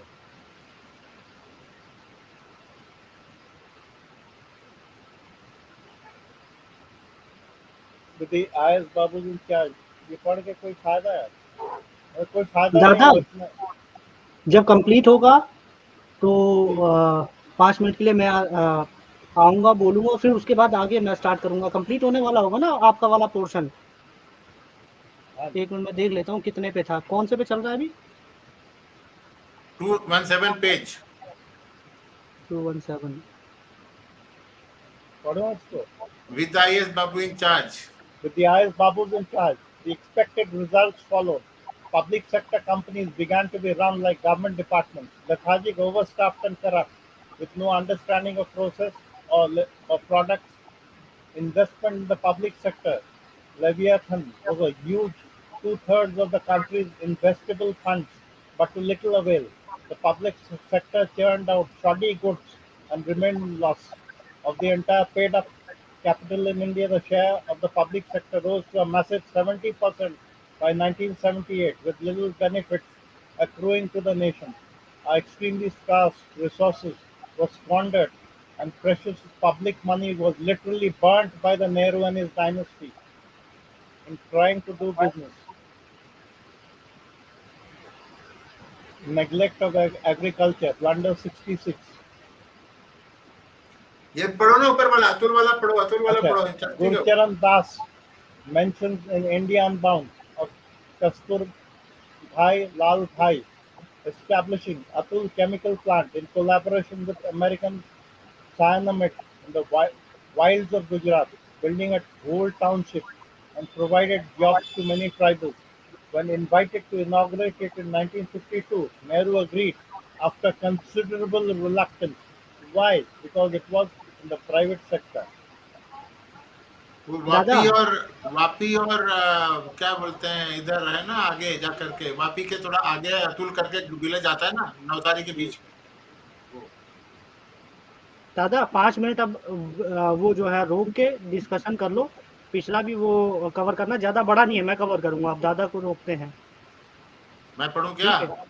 नहीं, मैं पढ़ रहा हूँ ना, मैं बोल रहा हूँ 5 मिनट 10 मिनट डिस्कशन करते हैं। पुराना जो रह गया ना, रेड कॉरिडोर की बात हुई थी, वो रेड कॉरिडोर दिखाना है क्या? वो बताना, इसलिए 5-10 मिनट मांग रहा हूँ, बीच में ब्रेक। इसमें था वो ठीक है। रेड कॉरिडोर हम कवर किए, इसमें था। हाँ, इसीलिए वो दिखाना है, दिखाओ, मैं इसीलिए बीच में ब्रेक लेने को कह रहा हूँ, फिर मैं पढ़ूंगा। दिखाओ रेड कॉरिडोर दिखाओ। अच्छा, रेड कॉरिडोर को भी दिखाना है। Red corridor, insurgency, north east, दोनों वो मैप में है।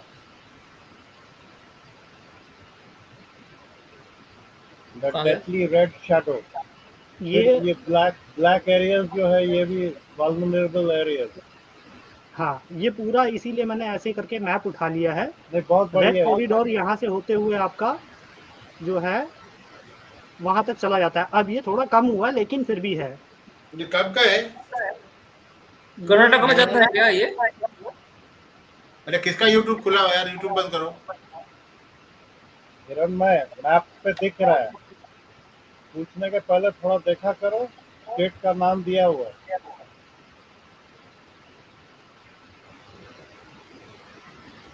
ये मैंने सिर्फ दिखाने के लिए दिखा दिया क्या क्या है उसमें, और बाकी जैसे इसका सही कोई देखना एकदम चाहता तो लाल वो जो है ईयर ना, बाय ईयर देख सकता है। ठीक नहीं है, नहीं, एकदम लाल जो है इसका थोड़ा कैप्शन पढ़िए, ये ऊपर जो बाएं तरफ जम्मू एंड कश्मीर के ऊपर दिया हुआ है, थोड़ा सा पढ़िए इसको, क्या लिखा हुआ है इसके ऊपर, ये ऊपर तो फिर लाल जो मैं एकदम लाल है, फिर ऑरेंज है, फिर ब्लैक है, क्या है मतलब? Depicts what? Deep red depicts very dangerous area ना, उसमें हाँ, क्या लिखा हुआ है? उसमें लिखा हुआ है उड़ीसा। Extremely active areas. हाँ, लेसर एक्टिव है आपका इधर आंध्र प्रदेश, लेकिन नेता तो सब यहीं से घुसते हैं ना, छत्तीसगढ़ में और उड़ीसा में, यहीं से घुसते हैं, तो आंध्र से और महाराष्ट्र के कुछ जगह से भी घुसते हैं। जी ये दादा। कब का बाकी है? ये नहीं, बीबी किसका है दादा, ये? कहाँ से आया ये? कौन सा ये? किसका है ये? ये रेड कॉरिडोर वैसे मैंने मैप उठाया, आप इसको, ये तो एग्जांपल के नहीं लिए दिया नहीं, मैंने।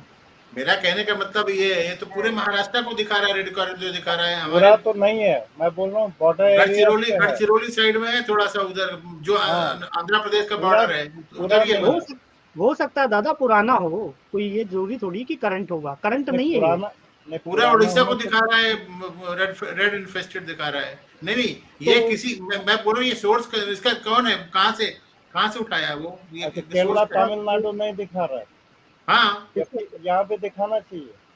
मैं ऑनलाइन केरला में तो दिखाता हूँ ना, आप पूरा देख लेना कौन सा है एक्टिव वो। है हाँ, बंद करो इसको, दिखाओ तो कहाँ से आ रहा है ये। ये, हाँ इसीलिए मैं, अच्छा आगे से ना सोर्स आप थोड़ा सा रखा कीजिएगा, जैसे हाँ फोटो हाँ, ये मैं निकलता है ना, यहीं के साथ दिखा दूंगा। ये तो वो एग्जाम्पल के नहीं, लिए लिया है मैंने, काफी नहीं सारे नहीं, वो थे। वो नहीं बोल रहा मैं बोल रहा हूँ कि जैसे अच्छा हो दादा, गया। ये पता है क्यों ऐसा आ रहा है? इसका सोर्स इंडिया टुडे है। हाँ, समझे? इसलिए मैं ऐसा वही आ बोल रहा रहा हूँ, दिस इज नॉट करेक्ट। ये मत दिखाइए ना हाँ इसको। ठीक है, मैं इसको हाइड करता हूँ। बाकी दादा एक्सप्लेन कर दो 5 मिनट में इसको, फिर मैं अगली स्लाइड दिखाऊंगा। इसको मैं अभी स्टॉप करता हूँ, आप एक्सप्लेन करो इसको। नहीं नहीं, रेड कॉरिडोर का जो सबसे बड़ा जो कंसेप्ट है, क्या है? अगर अगर कोई नक्सल बनता है, जो वो क्यों बनता है? क्योंकि उनके दिमाग में घुसा होता है कि ये जितना भी स्टेट की प्रॉपर्टी है वो हमारी भी प्रॉपर्टी है। तो यहाँ पर जो कैपिटलिज्म है वो नहीं बर्दाश्त करते वो लोग। अब सवाल ये उठता है कि महाराष्ट्र में और आंध्रा के इलाके में ही क्यों फैला? क्योंकि सबसे ज्यादा इंडस्ट्रियलाइजेशन जो है महाराष्ट्र में ही हुआ था। अब एक बात, सबसे बड़ी बात यह है कि आज की डेट में सबसे बड़ा इंडस्ट्रियल स्टेट कौन सा है? गुजरात है। Why why there is no red area in Gujarat? An important question.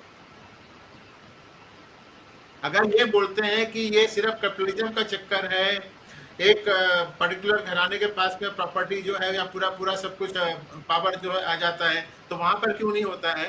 That means this is engineer. a politically manipulated thing to destabilize the country, to keep the country always in turmoil।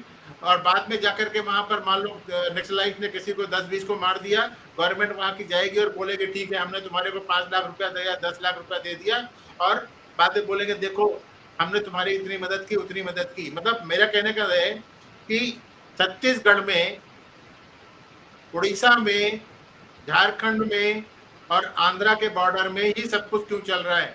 शुरू हुआ था ये बंगाल से। बंगाल में आज की date में कोई भी वहां पर अटैक नहीं होता है। क्यों नहीं होता है?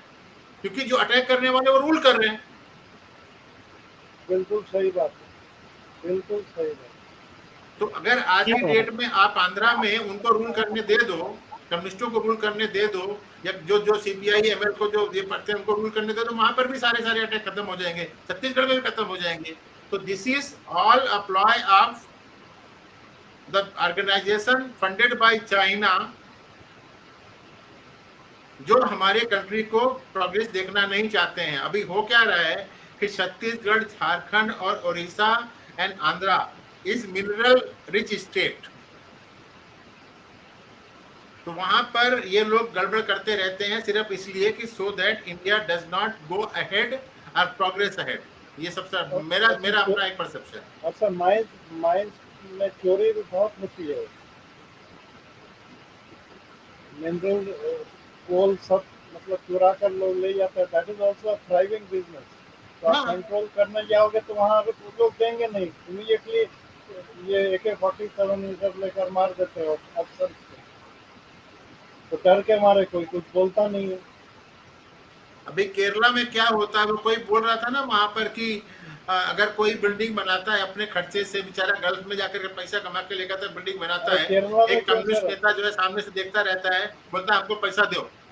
जो बोलता है अरे तेरे को पैसा देने का क्या, कि हमने देखा तो था वहां पर कि हाथ तुम्हारा बढ़ रहा था, इसलिए सर, पैसा दो। सर हिरण्मय है, पूछिए, अभी भी हमारे यहाँ यही सिस्टम है। आप वहाँ कोई मकान बनाने जाओ या फ्लैट खरीदो, आपको लोकल क्लब को पैसा देना है। सामान भी जो है, बिल्डिंग बनाने आप जाओगे तो लोकल आदमी से ही लेना है आपको, बाहर से आप नहीं हाँ ले हाँ, सकते। वो बात है।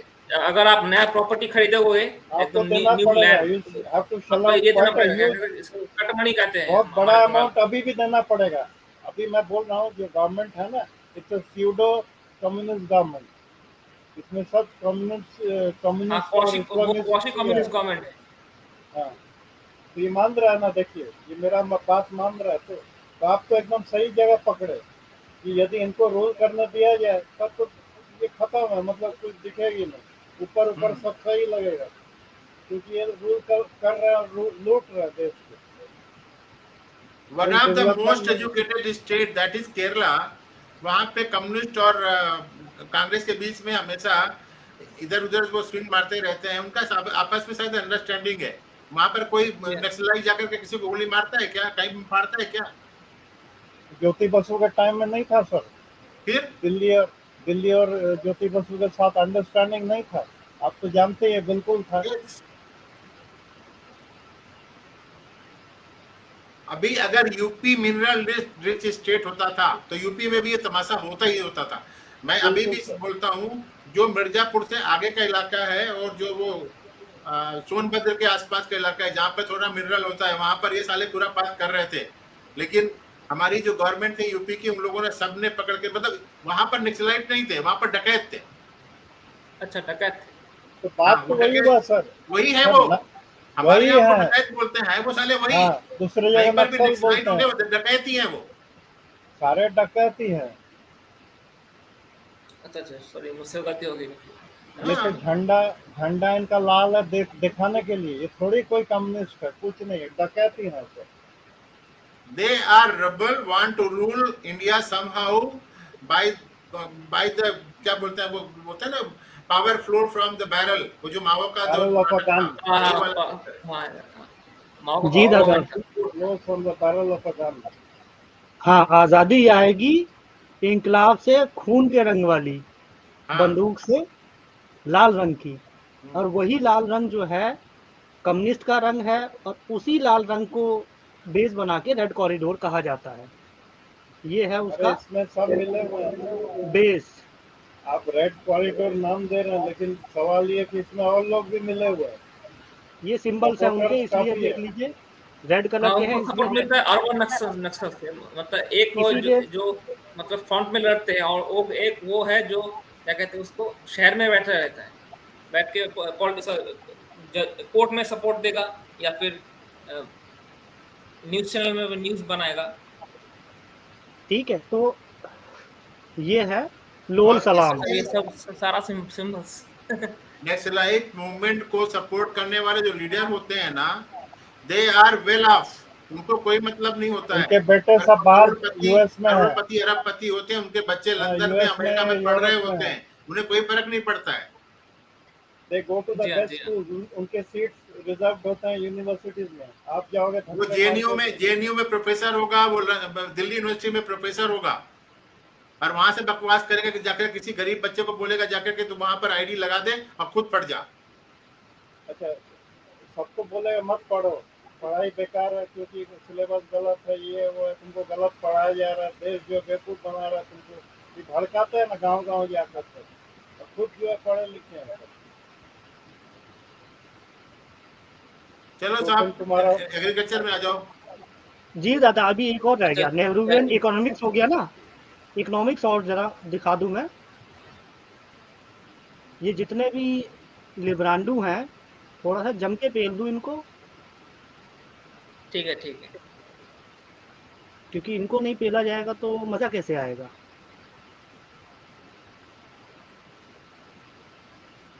तो ये हमारे लिब्रांडू समाज के लिए चमाट, ठीक है, अंधे घोड़े, ठीक है, अच्छा वाला वर्ड अपने लिए खुद चूज कर लेना लिब्रांडुओ, ठीक है।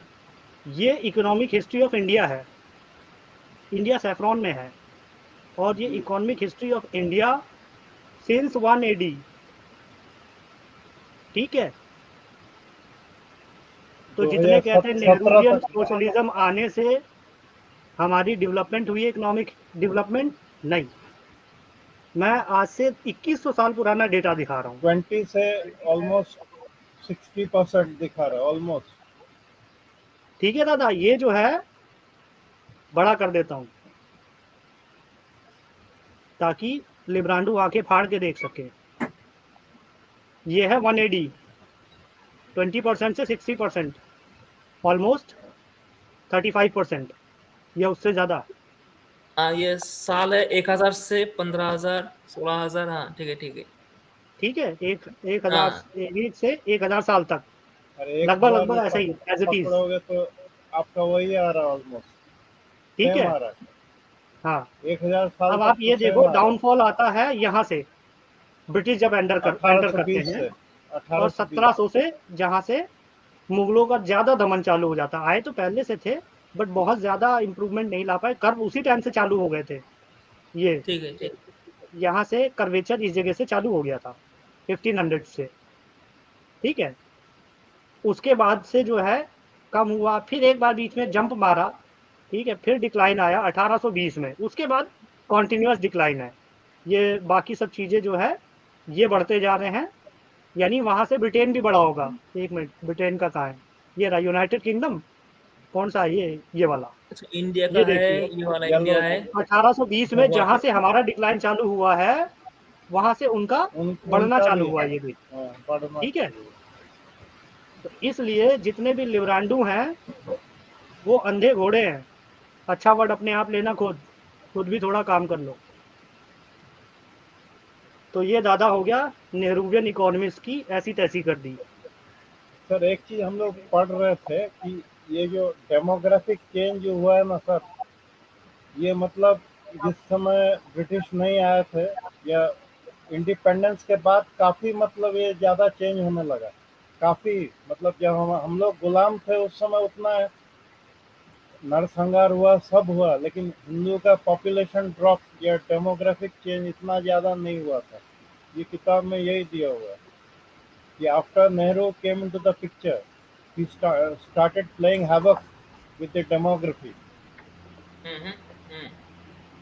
ठीक है। ये नेहरू कहीं ये मुस्लिम तो नहीं था अंदर से? अरे तो वो कुछ तो भी बोलता था। था ना, I am Hindu by accident. अरे दादा, बाबर बाबर के उसमें बड़ा रिस्पेक्ट था, वो वाला पेज कहाँ गया इसमें। नेहरू का बाबर के प्रति बड़ा रिस्पेक्ट था। आगे आगे आगे आएगा आएगा आएगा।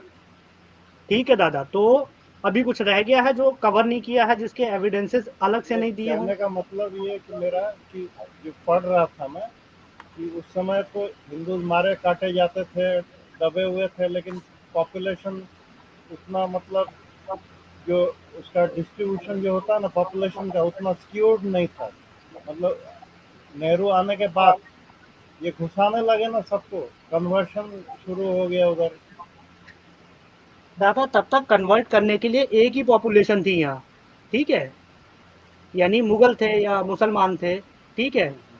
1820 के बाद क्या हुआ, दो आ गई, प्लस डच, पोर्टुगीज, ठीक है, अच्छा ये उन लोग अलग थे। आने के बावजूद एक चीज ये किताब बोल रहा है कि उन लोग आने के बावजूद उतना मतलब ज्यादा नहीं हुआ जितना करवाया गया। इंडिपेंडेंस के बाद ज्यादा करवाया गया ना, जो हम लोग मैं पढ़ रहा था, जो आप सुन रहे थे। इसमें तो अरे हम लोगों ने कहाँ से शुरू किया था भाई? कौन से उसने शुरू किया था? दादा हमने स्टार्ट किया था अभी 67 पे शायद है असम, ना? Assam, north eastern states and Assam particularly, लेकिन उसमें रेफरेंसेस तमिलनाडु का भी था और जगह का भी था। 57 वो से शुरू किया था। आर्यन इन्वेजन थ्योरी का जो बीच में जिक्र आया था वो वो सारा भी जो है आया था। तमिलनाडु और उसमें भी अप्लाई होता है। ये आर्यन द्रविडियन मतलब डिवाइड, ये भी क्रिएट किया हुआ है, उस समय क्रिएट किया गया था ये तो अपनी डिलिबरेटली। बुक में लिखा है ना इसने, जिसने इंडिया को डिस्कवर तो इसने किया था ना, कोलंबस था ना ये हीरो। हाँ, ये कोलंबस था, बिल्कुल नहीं, वो सही। तो अमेरिका डिस्कस है, वास्को डिगामा। नहीं ये खुद क्लेम करता है ना, डिस्कवरी ऑफ इंडिया इसने लिखी है ना वर्ड। चलो, किताब आपके पास भी होगा, मेरे पास भी है, लेकिन पढ़िएगा, उसमें बहुत गलत इंफॉर्मेशन सब दिया हुआ है। हाँ वो ये लिब्रांडू ने एग्रीकल्चर, नेग्लेक्ट ऑफ एग्रीकल्चर खत्म करो, डिस्कशन खत्म करते, 2 घंटे हो गए यार। ठीक है दादा, बस मैं खटाखट इसको खींच रहा हूँ, ठीक है। ठीक है मैं ठीक है। अपना अपना वाला स्क्रीन अब शेयर करता हूँ और 67 से फटाफट खींच देता हूँ, ठीक है। क्यों क्यों क्यों? कौन सी जगह पे थे? नेग्लेक्ट ऑफ एग्रीकल्चर में है ना दादा, पढ़ने देना, खत्म करते हैं इसको 66 को। ज्यादा थक गए होंगे ना, थोड़ा सा उनको वो करना ना। मैं पढ़ता हूँ, तुम चुप रहो, मैं पढ़ता हूँ। मैं पढ़ता हूँ, कोई दिक्कत नहीं। मैं पढ़ता हूँ एग्रीकल्चर कहाँ गया? 67 पे था शायद। तो 67 ही तो कर रहा था मैं। हाँ तो ठीक है, पढ़ लेता हूँ मैं, क्या है। ये रहा 67 से ही तो मैं कर रहा था, Blunder builder of modern 67, India. builder of modern India. Admirers claim Nehru was the builder of modern India, in one referring to modern India with broken down, side lane like highways, run down Fiats and ambassadors, हाँ meager पढ़ लो Second भाई, World War हाँ याद armaments करो। to take care of its security, perennial food shortages, famines, millions in grinding poverty, both hands holding begging bowls. Did he set up a string of research labs? अरे ऊपर वाला Did पढ़ो यार, कहाँ पढ़ रहे हो? दादा कौन सा स्टार्ट वाला? कहाँ से करना वो तो बताओ। नेग्लेक्ट ऑफ एग्रीकल्चर 66 को। हाँ तो मुझे लगा नीचे 67 करिए पे हम नीचे। ये शायद कर रहा था दादा ने, मुझे लग नहीं नहीं रहा है। नहीं नहीं, नहीं, नहीं नहीं, किया, नहीं किया, स्टार्ट नहीं किया किया। था मैं, फिर आप बोले कि थोड़ा सा मैं बोलता हूँ। Nehru and his team were अच्छा ठीक है seemingly दादा, innocent इसको कंप्लीट हाँ, करो, of आगे the आगे ब्लंडर से मैं business. करूंगा। 66, अरे किसका नेग्लेक्ट ऑफ यूट्यूब चालू है एग्रीकल्चर। यार, बंद करो उसको। मेरा तो हिरण्मय का बंद है। चालू है शायद। हिरोनो है भाई। मेरा तो बंद है। Blunder 66, neglect of agriculture. Nehru and his team were seemingly innocent of the basics of economics, that without a prosperous agriculture, you can't have agricultural surplus, and without that you can't feed the growing urban population and sustain industrialization. Yet they neglected agriculture. Agriculture was so neglected that by 1957, India's agricultural output fell below that of 1953. Most countries like Japan and others who rapidly progressed and joined the first world first concentrated on agriculture and universal education. Nehru neglected both. Nehru copied the Soviets without realizing that all communist countries faced famines thanks to the stress on heavy industries at the expense of agriculture. Nehru went socialistic where he should not have in industrialization, and did not go socialistic where he should have in agriculture and land reforms. The renowned economist Jagdish Bhagwati had suggested that probably India needed capitalism in industry and socialism in land, but Nehru did the reverse. Besides wrong notions, the main factor was votes. Why annoy the powerful landlords and landed class? Wrote Kuldeep Nair in Beyond the Lines. I got hold of the report on land reforms by Wolf Larjeniski. Larjeniski. His report vehemently criticized the government for having reforms on paper but doing very little on the ground. Surprisingly, it was Nehru who had stopped the report from being made public. Nehru abandoned the proposal to initiate drastic land reforms when he found that the states were opposed to the measure. This sent a wrong message to the country and proved yet again that he hated to join issue when vested interests were involved. I had quarrelled with him, that is Nehru, regarding his neglect of the village economy, especially agriculture, and protested to him about his almost total neglect of irrigation, which was the key to Indian agriculture. Nehru told me disparagingly, "You are a villager, you know nothing." I retorted, "You had 1/10 of my regard for the village. The Indian economy would have been different. If you had 1/10 of my regard for the village," a villager बोला गया था तो गुस्से में आकर बोले, "If you had 1/10 of my regard for the village, the Indian economy would have been different. I'm not sure if you had any convictions except for aping the Russian model." ये लिख रहे हैं S. Nijlingappa, My Life and Politics, an Autobiography. बात सही है, जो गाँव का आदमी है उसको आप सिखाने जाओगे एग्रीकल्चर क्या होता है तो मारेगा जूता. India faced severe food shortages in food items, became dependent on the US. PL 480 food aid, ये देखा हूँ मैं सर ये चीज आते हुए, and became an international beggar. अभी क्या हुआ कि आज हम लोग पाकिस्तान को बोलते हैं ना बेगर है, उसके पास आटा नहीं है, ये नहीं है, वो नहीं है. 62 के बाद में हमारी हालत ऐसी ही हो गई थी. हम लोग भी अमेरिका से गेहूं मंगाते थे और यहाँ पर दूध भी, खाना खिलाते थे. पाउडर्ड मिल्क और जब क्या मैं क्या स्कूल में था, तीसरी में चौथी में, तो वहां पर पाउडर मिल्क मिलता था और ये गेहूं की दलिया मिलती थी, इसी अमेरिकन गेहूं की. और वो भी जब 65 में लड़ाई शुरू हुई, 65 की इंडियन पाक वार हुआ तो उसको बंद कर दिया था. ये हालत थी. इसलिए सर मुझे भी याद है, तभी व्रत चालू किया था ना हमारे प्रधानमंत्री ने. हाँ, उसने बोला था कि हम भूखे रहेंगे लेकिन हम तुम्हारे से भीख नहीं मांगेंगे. और उसी लिए शुरू किया था ना बाद में. दादा अब आप देखिए कि लैंड भी उतना ही था, सब कुछ उतना था. आज हम दुनिया को खिला देते हैं, तब हम खुद नहीं खा पा रहे थे. वो भी 30 करोड़ पॉपुलेशन थी, 30-35 करोड़. हाँ. मुझे समझ नहीं आती ये कितना बड़ा लुल्लू पटाखा था भाई. अरे लूट मार का सरकार था पूरा. कसम से लड़की लड़का तीरंदाज गांव के आदमी सिखा रहा है किसानी कैसी होगी, खेती कैसी होगी. दादा ये जो है आज के पप्पू से कोई कम बड़ा पप्पू नहीं था, कम छोटा पप्पू नहीं था, वो उससे भी बड़ा वाला था. सिर्फ भगवान ने इसको पैदा किया, भगवान ने इसको पैदा किया, सी लिख के नहीं भेजा इसके माथे पे, वरना सी लिख के भेजना चाहिए था, दुनिया कंफ्यूज नहीं होती. इंडियन टू जी ये खानदानी निशानी है इन लोगों की कि अगर पप्पू नहीं होगा कोई तो फिर इनके विनाश हो जाएगा परिवार का साथ. हमारे यहाँ कहावत की जाती है कि जो अगर ये सब परिवार को नहीं फॉलो करेगा बेवकूफी. तो प्रदीप छोड़ दे इसको, मत करो. ये बंद कर रहे हैं अभी, बंद करो. दादा 15 मिनट में कितना रह गया था कवर?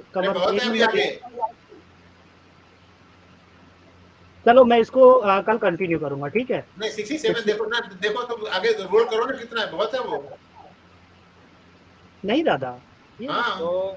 ये रहा, बहुत बड़ा नहीं है, 10 मिनट में कवर हो जाएगा ये. नहीं 67 तुमको खत्म करना है तो खत्म करो, लेकिन 67 का हेडिंग देखो ना, वो टॉपिक अलग हो रहा है. देखो क्या है वो. अच्छा टॉपिक चेंज है. एक मिनट मैं देखता हूँ ऊपर कहाँ तक काम है. एक मिनट मैंने बनाया ना, मैं देखता हूँ इस जगह तक मैंने बनाया है.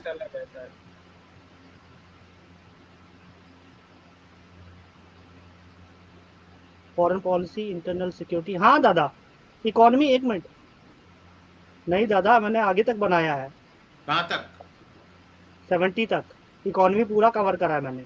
चलो करो, चलो शुरू करो. ठीक है, मैंने को नहीं आ गया तो. हाँ नेहरू सोशलिज्म, तभी तो मैंने वो दिखाया है सोशलिज्म पे ही. चलिए जल्दी मैं पढ़ता हूँ. कोई नहीं दादा मैं कर देता हूँ फटाफट, ठीक है? Blunder 67, builders of modern India. जरूरी नहीं पूरा वर्ड टू वर्ड पढ़ना है यार, रुको ना, इसमें क्या लिखा हुआ है, पढ़ो ना इसको थोड़ा सा, रुको. ये सेकंड वाला पैरा पढ़िए ना.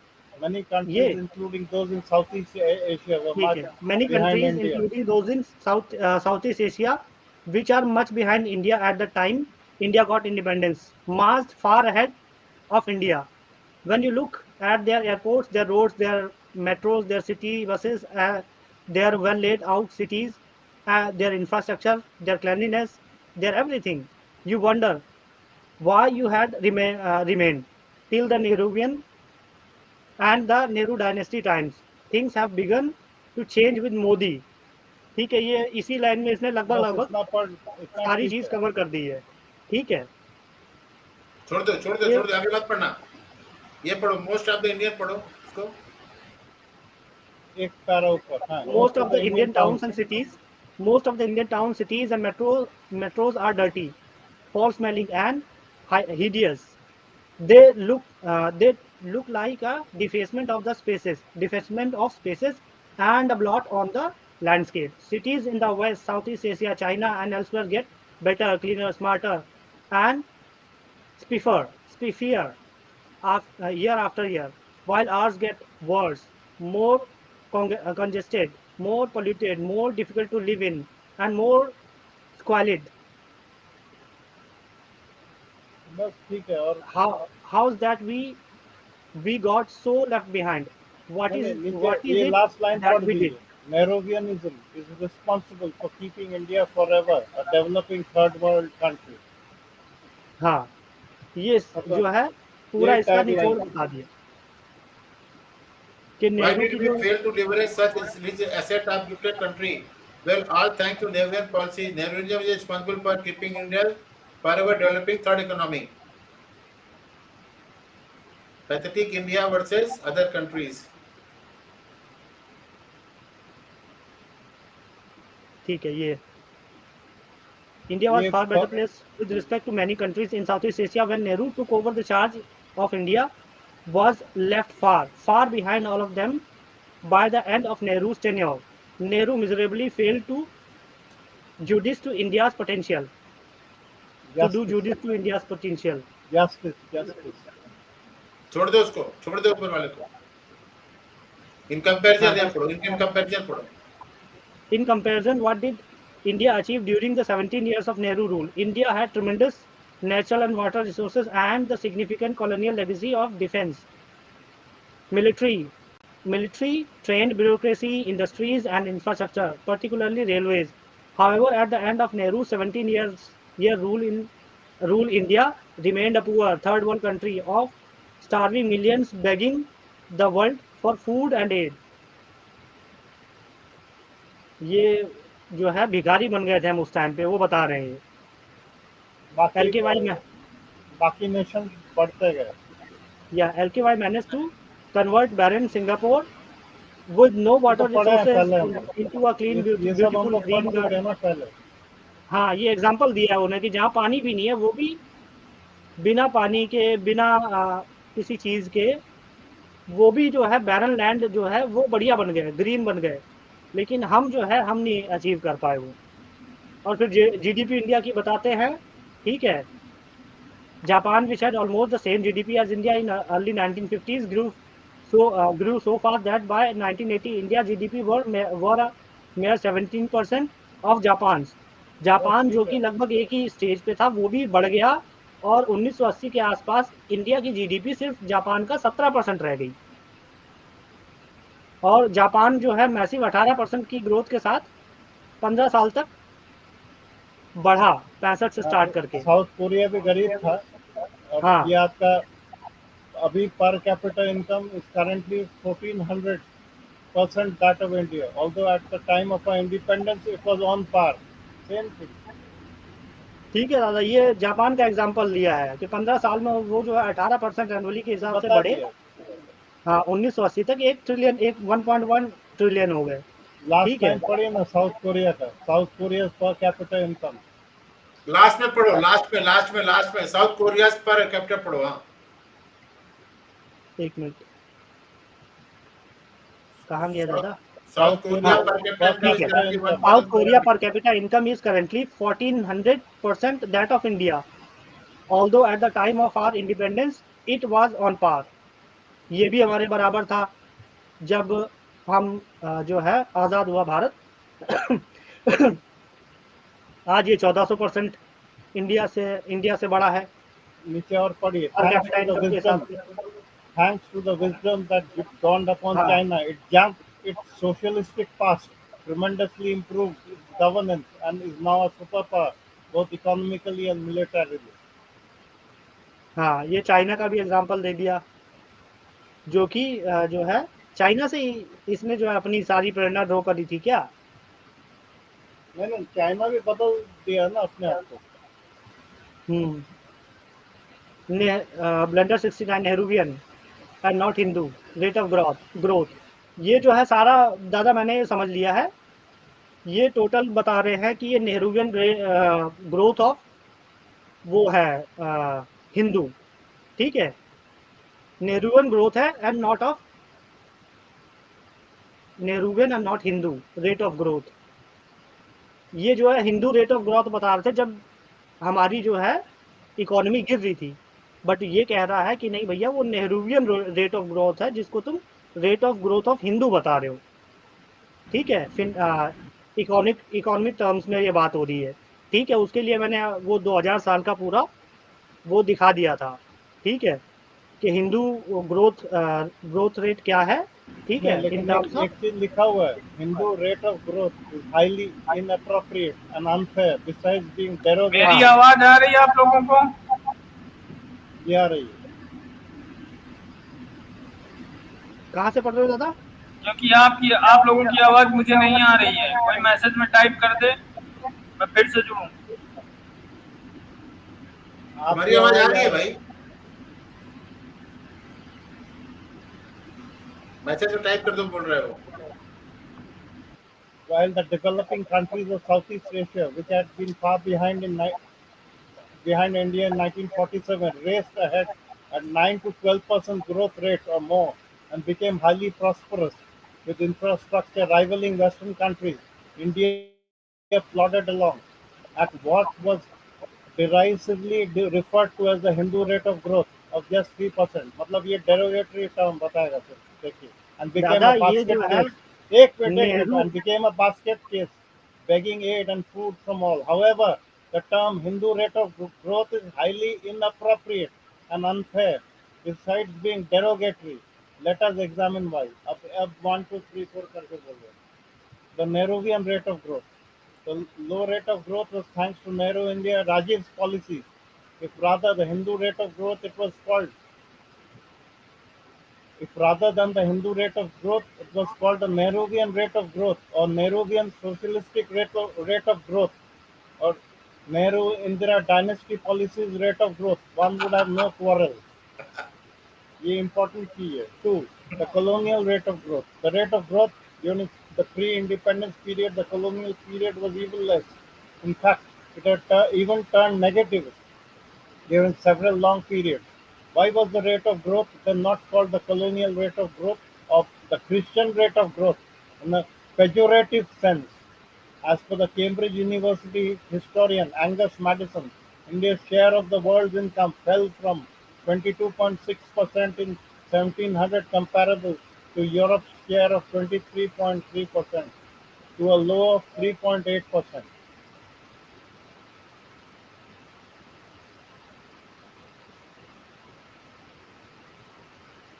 In 1952, Hindu India had been highly prosperous in the past, thanks to its massive Hindu rate of growth, which is why the Muslim hordes from the northwest of India and then the western countries invaded it. Until the rise of the West, India was possibly the richest country in the world, which is why it presented an irresistible target for the ravaging Muslim hordes, and then the West.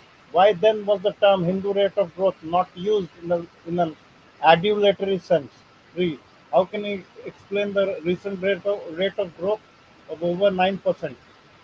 The same. After only part junking the Indira Rajiv socialistic policies reached a growth rate of over 9%. Junk more of the Nehru Indira socialistic policies and the growth rate will rise to double digits. This is very important. 4. Absurdity of religious cultural connotation. Many Islamic countries prior to the world demand and discovery of oil were very poor. Was the growth rate called the Islamic rate of growth? The growth rate during the ages of Europe was static or negative, when during the same period India was immensely rich and progressive. Was it ever called the Christian rate of growth? Sri Lanka and Myanmar have had long periods of no growth or measly growth. Why they castigated? Were they castigated for being under the spell of the Buddhist rate of growth? ये उसके जो Hindu rate of growth बोल करके जो connotation use किया गया ना हमारे प्रति, उसको नेगेट कर रहा है। Nehru versus Hinduism. Nehru was an agnostic and was more English than Indian, more Western than Eastern, more something else than a Hindu, and therefore it is grossly inappropriate to name a rate of growth which was thanks to him and his dynasty as Hindu. Why not secular rate of growth? Nehru dynasty and company have raved ad nauseum on secularism without ensuring it in practice. Why not credit the growth rate thanks to them as the secular rate of growth? 7. Socialism versus Hinduism. Hindu India had long tradition has had long tradition of free international trade and commerce and of liberal religious and world view. Such an Such an ethos ethos can can never never accept the accept the Big big Brother brother denouncement of the run up to it.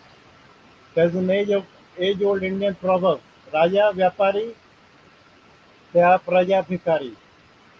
That is, people become beggars when the government enters into business. A belief in self-reliance and an overweening socialistic state on the part of Jawaharlal Nehru and Indira Gandhi actually did India in, rather than something that had anything to do with Hinduism. Socialism versus Mahatma Gandhi and others. Mahatma Gandhi was no socialist, nor were the other stalwarts like Sardar Patel, Rajaji, and Rajendra Prasad. All the four, Mahatma Gandhi, Sardar Patel, Rajaji, and Rajendra Prasad, quite unlike Nehru, could be considered as also representing the Hindu ethos, and perhaps precisely for that reason, they were against socialistic claptrap of Nehru. ये मेरे को, I do not agree to this paragraph, the contents of this paragraph. Do you, sir? Think, sir? Do you agree to what is stated here, sir? could be considered as also representing the Hindu ethos, and perhaps precisely for the reason they were against socialist claptrap of Nehru. If they were against, why didn't they protest? Change chit दे रहा है उनको, ये भी बेवकूफ आदमी है, पुरानी भी क्या बताऊं, आगे पढ़ो, मैंने दो। Camouflage. In any case, using Hindu as the Hindu rate, as in Hindu rate of growth, in a pejorative sense, is only insulting. It camouflages the real reason, Nehruvian policy. मैं एक बात But, बोल सकता हूँ दादा, इसमें जी sir, जो चार जनों के नाम ले रहा है, Mahatma Gandhi has died in January at 48, जी तो वो तो उसको आप रूल आउट कर दो, जाने दो। उसके बाद में सरदार पटेल also 50 में died early. चले गए वो। राजा जी राजा जी वाज द फर्स्ट क्या बोलते हैं, governor governor general of general, India ना, गवर्नर के बाद वो आए थे ना। हाँ जी जी yes। जी गवर्नर जनरल। हाँ, तो उसके बाद में उनको तो कोई कहीं पर उनको पूछा ही नहीं इसने, हाँ तो फिर क्यों और दे उसके रहे हैं राजेंद्र प्रसाद? प्रेसिडेंट बना दिया था। तो ये क्या कहना क्या चाह रहा है? ये गलत एक मतलब ये गलत नैरेटिव सेट किया जा रहा है यहाँ। That's why अगर I said I शास्त्री के don't बारे like- में बोलता, मुरारजी के बारे में बोलता, तो मैं समझ सकता तब था कि हाँ, समझ ये में लोग आता कुछ। कंटेम्पोररी लीडर्स उनके बारे में बोलते तो समझ में आता। camouflage. Hindu in a Hindu rate of growth in a projective sense is not an insulting. It's camouflage the real reason. सही बात है।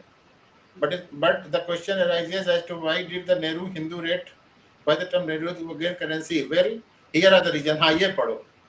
One, Raj Krishna, but ये पूरा ही पढ़ता हूँ. But the question arises as to why did the term Hindu rate of growth gain currency? Well, here are the reasons. One, Krishna Raj. Raj Krishna, sorry, one Raj Krishna. The term was reportedly coined by the economist Raj Krishna to draw attention to the embarrassing rate of growth during the Nehru Indira period. India being predominantly populated by the Hindus, he called it the Hindu rate of growth. तो कोई बात को बताइए. But of course, इधर बोल रहा secular.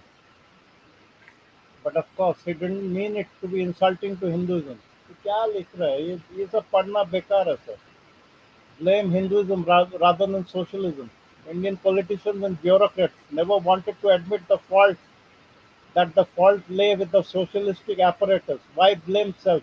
especially? Why blame something on which you have fattened yourselves? The leftists, socialists, and communists got size slots in the government or government-aided organizations, societies, and universities, and dominated the intellectual discourse in India.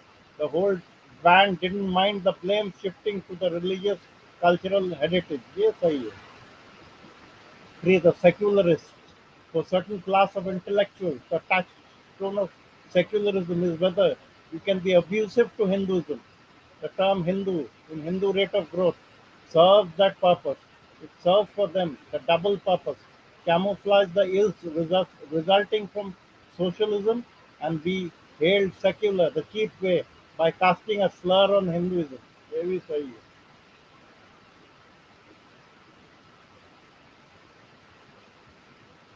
So, the colonialists and the India baiters, other groups which received the term with glee, lapped it up and enthusiastically promoted it to disparage India, were the colonialists or those with the colonial mindset or the brown side or India baiters give power to the Hindus and what you will get is the Hindu rate of growth. मतलब इनका narrative यही था. Had the Raj continued, things would have been better. ये तो बहुत लोगों के मुंह से मैं सुना हूँ ये बात. अरे अंग्रेज रहते तो बड़ा अच्छा रहता हमारे यहाँ. जिनको फायदा हुआ था उन लोग यही बोलते थे ना. ब्लंडर 70. आज भी चमचे यही करना चाहते हैं. नहीं उनको तो चमचागिरी नहीं, उनको फायदा हुआ था उस समय ना. जिन लोगों को फायदा हुआ था वो नहीं चाहते कि एडमिट करें. ज्यादा फायदे की डेफिनेशन क्या है? फायदे की डेफिनेशन है कंट्री ज्यादा कमाएगा तो ज्यादा फायदा होगा ना. अरे ये वहां भी आप तो सही नहीं सोच रहे थे. नहीं, उनका डेफिनेशन उनके हिसाब से सही है. उनको जगह जमीन मिला था, टाइटल्स मिले थे, हर जगह उनका बोलबाला था, हर चीज में उनका राय लिया जाता था. अरे दादा वो सब तो ठीक है. अगर मैं ये कह रहा हूँ आप कि तो अगर दूसरे वे में देख रहे हैं, आप तो सबका भलाई देख रहे हैं ना. जो उस टाइम स्वार्थी अगर आदमी है 5 वो अपना ट्रिलियन की भलाई इकोनॉमी हो देखेगा. जाती, उस टाइम जो इंडिया अगर स्वार्थी 3 आदमी ट्रिलियन है वो 4 अपना ट्रिलियन की भलाई इकोनॉमी हो देखेगा. जाती तो ज्यादा कमाते ना ये. ऐसा कुछ नहीं है. अभी भी जिन लोग बैठे हैं वो अपना ही फायदा के लिए सोचते हैं. यही तो हमारे में कमी है ना.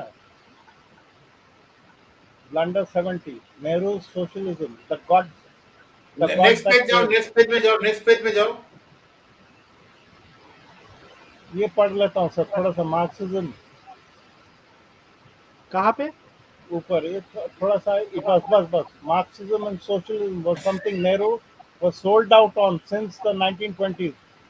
Wrote approvingly about his books, advocated vigorously all through, and unfortunately for India, implemented it post-independence in his own Nehruvian way. Nehru stuck to his position on socialism and communism despite the increasing evidence of their global failure and the immense misery and totalitarianism that they brought about, and despite irrationality and unscientifically ignoring the facts and evidence, he flaunted himself as as of a rational and scientific temperament. ये बात सही है. दादा mark इसी पे मैंने एक वो डाला हुआ ना इसमें हाँ अपने थंबनेल में, हम्म. Scientific scientific socialist. नहीं वो रैशनल सोचते हैं. आप लोग अपने को साइंटिफिक टेम्परामेंट वाले सोचते हैं, जबकि साइंस कुछ उनको पता ही नहीं है. साइंस साइंस के से बारे कोई में लेना कुछ. देना नहीं है. उसका कोट मैंने डाला हुआ नेहरू का. ये जी जी. मत पढ़ो यार, इसको बहुत गालियां दे रहे हो, बहुत गालियां दे रहे हो. Marxists call their socialism scientific ये दादा को socialism. मजा आ रहा होगा, ये पक्का इसलिए पढ़ रहे हैं. इसीलिए तो पकड़ा हो जाएगा ना मैं. इसलिए तो पकड़ा. भुगत होगी है ना. ये स्क्रॉल कर रहे थे लेकिन मेरे नजर में आ गया वो. Marxists call their socialism scientific socialism, as if the self-assigned, self-adulatory adjective scientific is sufficient to testify to it being scientific correct. However preposterous it might be from a genuine scientific angle, देखिए, where the litmus test is the real practical proof, mere dialectics of self-serving arguments. देखिए ये बहुत important है sir. mere कहने का dialectics मतलब G M दादा, कहने का मतलब ये है कि हम ही ब्रह्मा विष्णु महेश, हम ही कम्युनिस्ट. नहीं, हम सब समझते हैं mere dialectics and self-serving arguments and logic does not result in truth. Marxism and socialism as a science or as an alternative economic thought for a nation to build on has miserably failed. It has globally been proven wrong, both in theory and in practice. ये सबको पढ़ना चाहिए. To be a Marxist communist intellectual is cheap and easy. To be a Marxist communist intellectual is cheap and easy. Just get a hang on a set of jargons and delusional concepts. Historically, मूर्खों की जमात materialism, कम्युनिस्टों की। इस dialectical इस materialism. दादा इस जी, chapter को flag करके ना और हाँ, स्पीड पोस्ट से सुप्रीम कोर्ट के चीफ जस्टिस को भेज देना चाहिए। बिल्कुल, बिल्कुल। तभी तो देखिए ये जैसे ये स्क्रॉल कर रहे थे, थोड़ा 2-4 वर्ड पे मेरा नज़र पड़ गया ना, मैं सोचे कि आप भी देखेंगे तो आप समझ जाएँगे ये वाला तो दादा कि इसीलिए अच्छा थंबनेल में जूता भी मारा डाला है हुआ यहाँ। है मैंने। मैंने भी जानबूझ के आगे कर नहीं, दिया, नहीं, मैं मैंने तो कहा बोल मत रहा हूँ पढ़ो यार वो तो इसको। मैं बोल रहा हूँ आप थंबनेल में सही सही डाले, एकदम एप्रोप्रिएट चीज़ डाले हैं। Scientific socialism. मैंने ये जगह पढ़ी ना, बहुत important. To be a Marxist बहुत कम्युनिस्ट, ये पढ़ी, intellectual is cheap and easy, just get a hang on a set of jargon and delusional concepts. Historical materialism, dialectical materialism, stages of evolution of society, tribal, feudal, industrialist, capitalist, and finally, communist social ownership of the means of production, fascist, imperialist, proletariat, bourgeois, petty bourgeois, dictatorship of the proletariat, from class to classless society. ये सब हम लोग सुने हैं ना, ये सब तभी तो नजर आया ये चीज. From each according to his ability, to each according to his needs, withering away of the state. For these intellectuals sold out on scientific socialism, there is no need to test and practically verify the above. For Marxist communism, for them, is the gospel truth, much like the totalitarian, proselytizing, exclusivist. Only we are correct, and all others are false ideologies of the latter two Abrahamic religions, Christianity and Islam. देखिए parallelism कितना बढ़िया draw किया. Like the us versus them binary of Christianity and Islam, believers versus non-believers, Muslims versus Kafirs. Marxism, communism has its binaries of proletariat versus bourgeois and इन्हें worker versus जूते capitalist. के नीचे कीले कीले ठोक करके मारा है। बाप रे। Those who do not genuinely understand science or scientific methods are taken in by mere illusion to something as scientific, mainly because Marxists mainly became Marxists.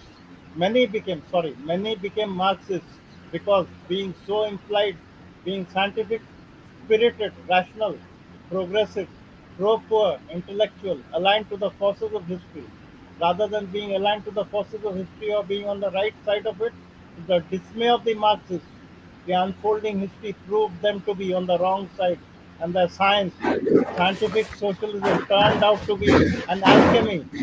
देखिए अल्केमी के साथ कंपेयर कर रहा है. दादा लोहे को सोना बना दूंगा. यहाँ तो लोहे को ठाकुर बन सोना के वो बना कीले दूंगा. घुसेड़ देना चाहता है इसके। छोड़ दीजिए, बहुत मतलब जो है जूता मारा है, इतना काफी है. दादा वो कह रहा है ठाकुर की तरह, यार हमको दे गब्बर। वो कह रहा है नहीं। सही है दादा। जितना पढ़ लिया ना बहुत है. आगे पढ़ो ना, फिर पूरा पूरा पढ़ो ना, फ्रैंकस्टाइन पढ़ो ना, Further इसका आगे पीछे Marx पढ़ो। ज्यादा नहीं है, अब तो didn't 5-7 मिनट का है बस।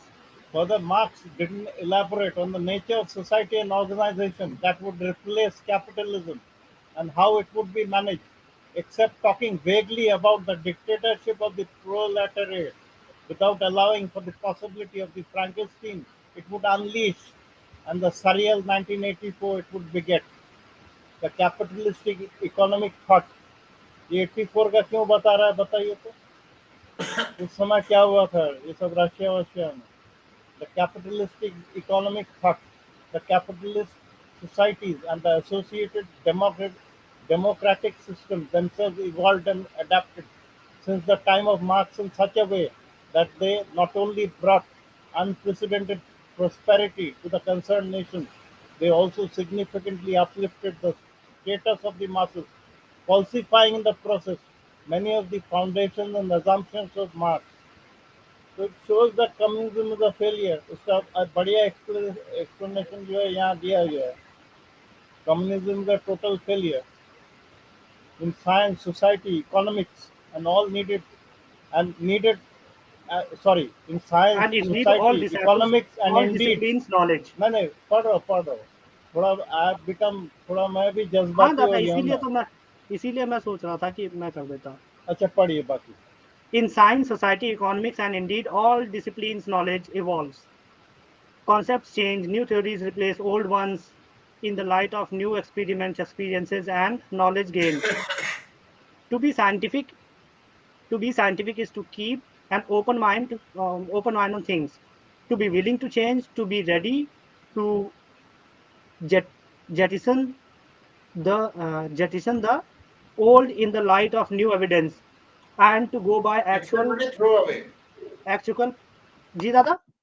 जेटिसन माने throw away. Jettison means throw away. अच्छा, jettison of the old Old in in the the light line of of new new. evidence, and to go by actual practical results for anything to be significantly correct.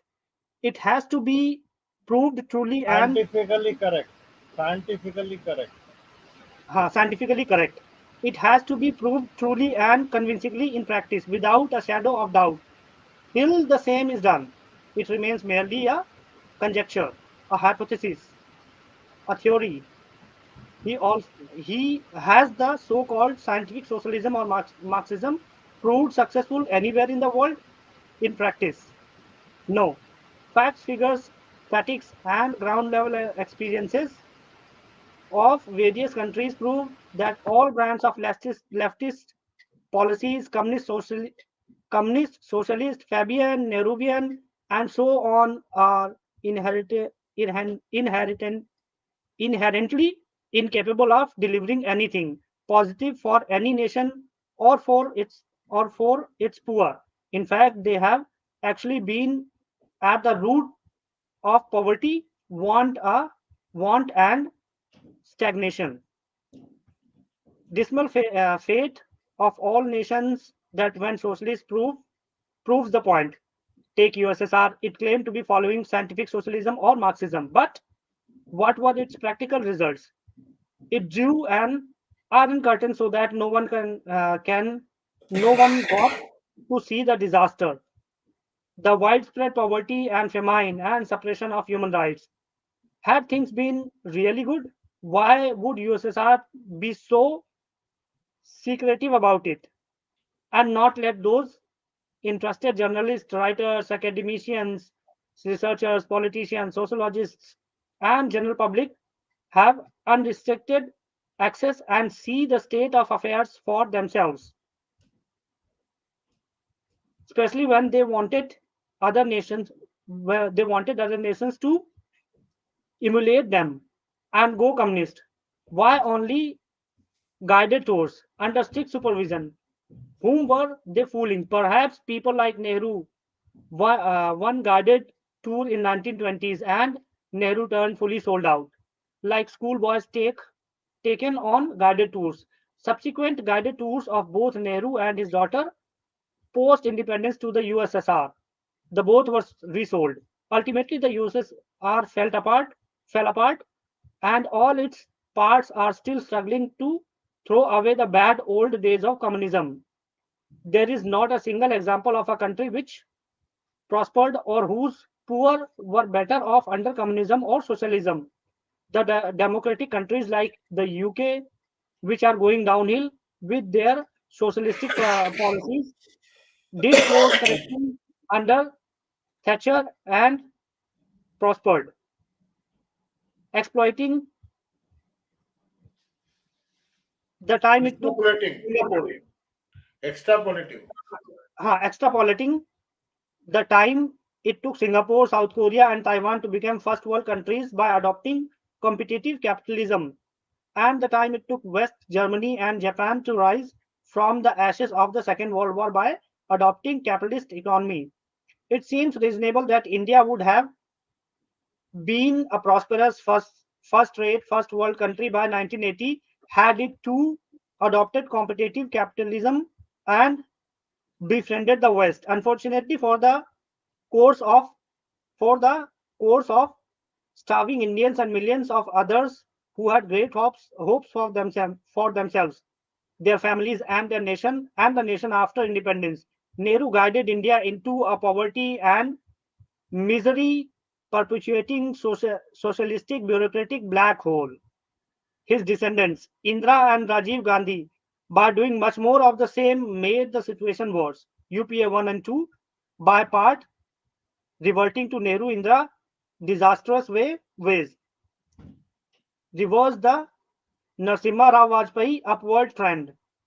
Sardar Patel, Rajagopalachari, and Rajendra Prasad were opposed to socialism. If only they had led India after independence rather than Nehru, India would have been a prosperous first world country long ago, and it would hopefully have been saved from debilitating feudal dynastic democracy founded by Nehru. That, uh, that is that is at the root of all miseries. Nehru just went by what was popular and fashionable among the upper classes in Britain without any deep study of economics. Despite many years in jail, Yeah. uh, despite many years in jail where he had all the time in the world and access to books or even a reasonable understanding of its basics. Although economics is a most vital subject for any political leader. In fact, Nehru's prejudice, which he picked up at Harrow and Cambridge against capitalism, had more to do with his cultivating himself as an upper class Englishman who had a bias against trade than on understanding of economics and economic history. Just as his socialism had more to do with the upper class English Fabians like Bernard Shaw than with any genuine experience of or revolt against poverty. Nehru's class or caste bias in his autobiography is apparent in his autobiography, where he mentions that right through history, the old Indian ideal looked down upon money and the professional money making class, and that today it is fighting against a new and all powerful opposition from the Bania West civilization of the capitalist West. Capitalist West Bastard. की कहां से होगी? साला कुत्ता कहीं का। TET, अब ये सारी कोट्स दे रहे हैं. रहने दो What they बस say of ये बेकार Nehru socialism. मतलब आ चुका है ऊपर सब। राजा व्यापारी त्यार पंजाब ये सब आ चुका है। ठीक है दादा, फिर बस यही है अब इसमें. एक मिनट.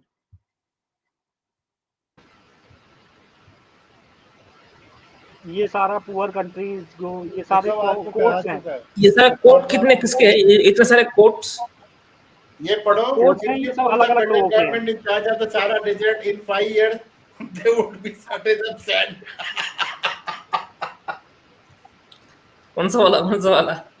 अरे बाप रे, राजा व्यापारी के नीचे जहां पर इंडियन प्रोवर्ब है उसके नीचे आ जाओ. If you put the federal government in charge of the सारा डेजर्ट. हाँ ये वाला मैंने पढ़ा था. That be a shortage अरे of अगर sand. सहारा डेजर्ट में भी अगर जो है इनको आप इंचार्ज बना दो तो वहां भी रेत की कमी हो जाएगी. रेत बेच देगा ना सब. अरे दादा वहाँ है ही कुछ नहीं और नहीं है कुछ नहीं ना, रेत बेच देगा. रेत भी बेच दादा देगा. नीचे तक भी तो रेत ही है, कितना बेच देगा. अरे ये मिल्टन फ्रीडमैन का वो है कोट. हाँ. ये तो अच्छा बहुत इकोनॉमिस्ट था. ये तो थॉमस फ्रीडमैन का बाप है जिसने वो उसके बाद लिखा है लिखी. people who believe in evolution in biology often believe in ये क्या लिखा है creationism in government. In other words, they believe that the universe and all the creatures in it could have evolved spontaneously, but that economy is too complicated to compare without being directed by politicians.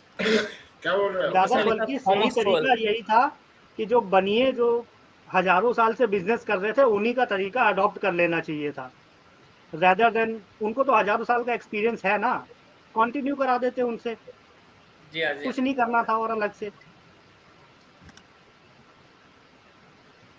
राजा जी क्या बोल रहे हैं? नीचे पढ़ो, राजा जी क्या बोल रहे हैं? दादा अब तो गरियाएगा बस, और क्या करेगा Raja ji. A young man who isn't socialist has got a heart, an old man who is a socialist hasn't got a head. सीधी दिमाग ही नहीं होता। कहता कि जो है, जो सोशलिस्ट नहीं है एक जवान आदमी, उसके पास दिल नहीं होता, कोई ठीक है। पागल बोल रहा है, पैरानॉइड, और ऑलमोस्ट जो पैरानॉइड। बूढ़ा आदमी सोशलिस्ट होता है उसके पास राजा दिमाग जी नहीं ऊपर बोल होता। रहे हैं, राजा जी को पढ़ो ना थोड़ा सा, राजा जी वाला पढ़ो। Mister Jawaharlal Nehru retired from comrades with notion of how and all, ये पढ़ो। Governing Nehru's intermediate state inability to can rise above the force people into deep-rooted happiness Marxist and evaluation prosperity of through Western socialism. capitalism and imperialism, and his almost paranoid, partly aristocratic distrust of free enterprise in its most successful form as vulgar, cost India dearly in retarding its overall development for the remaining years of his rule, as well as for the even longer reign of his more narrowly doctrined daughter. डॉक्ट्रिनेयर, हाँ, डॉक्ट्रिनेयर डॉक्ट्रिनेयर बोल रहा है। daughter. क्या बात है।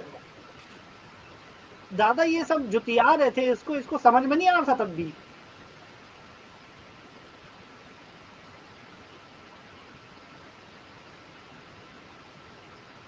ये भी comedian बना हुआ था जैसे आज का वो। मिस्टर पॉवेल क्या बोल रहा है? So you need a leader who understand economics issues and will integrate your economy. वो Annie Rand क्या बोल रहे हैं? Annie There's Rand, no there difference is no between difference between communism communism and socialism and except in the socialism, way of way of achieving the same ultimate goal.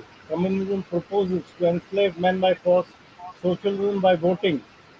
ये अच्छा चीज बोला। Communism proposes to enslave men by force, socialism by voting. It's the same difference between murder and suicide. बाप रे। The problem with socialism is that you eventually run out of other people's money. Margaret Thatcher बोल रहे हैं। Ronald Reagan का सुनिए। How do you tell a communist? Well, it's someone who reads Marx and Lenin. And how do you tell an anti-communist? It's someone who understands Marx and Lenin.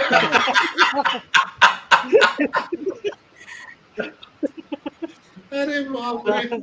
ओहो।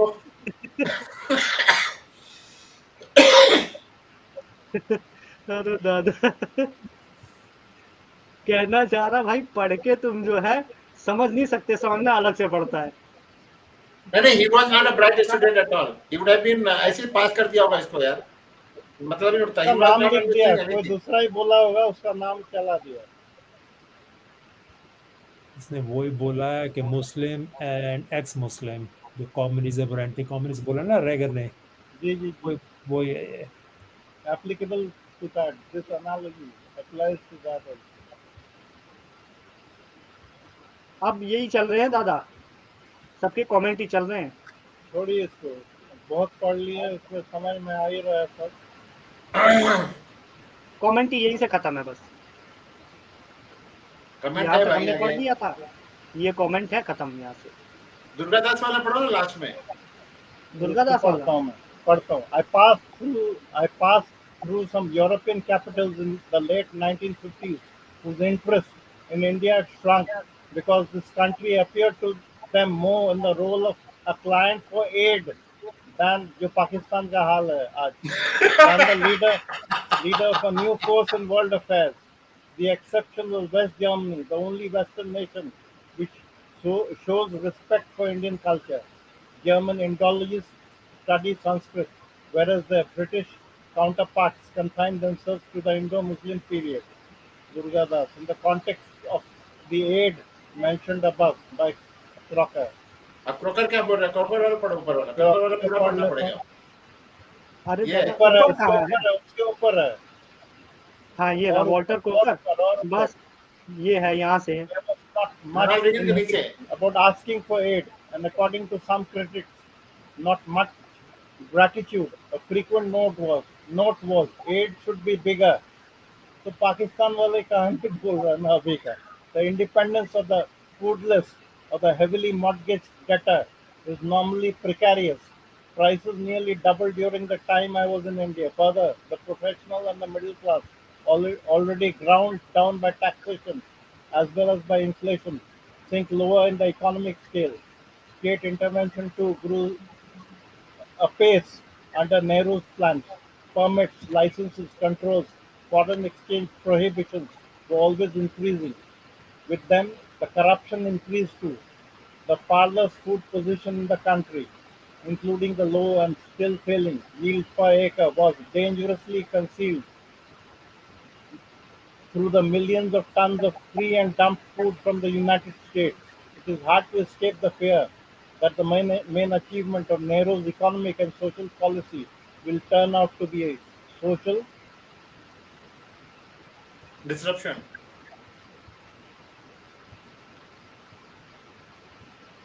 Social disruption. disruption, and it is certain that over most of India, the low standard of living in the villages has not risen. Over much of India, it has fallen in the last 10 years. Socialist governments notoriously run into difficulties over food production, as Communist China did in recent years, and as Soviet Russia has been doing even 40 odd years after the revolution. The Walter Crocker Nehru, a contemporaries estimate. उस चक्कर में दुर्गादास ने लिखा है।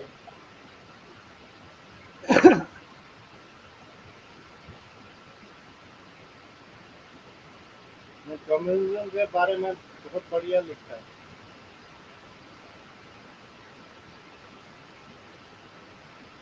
चलो भाई comment करो, खत्म करते हैं। वो बहुत हो गया, बहुत हंस लिया यार। ओहो, खत्म हो गया दादा? नहीं, मैं बोल रहा हूँ बहुत हंस लिया। अब इसमें कमेंट करने के बोल रहा हूँ, बंद कर उसको। हाँ अब खत्म हो गया। 70 तक मैंने आज बनाई थी, 70 तक कंप्लीट करा दिया। हो तो पहले भी जाता, लेकिन हम बीच में कमेंट भी देते गए ना साथ साथ। अब इसको स्टॉप करते हैं।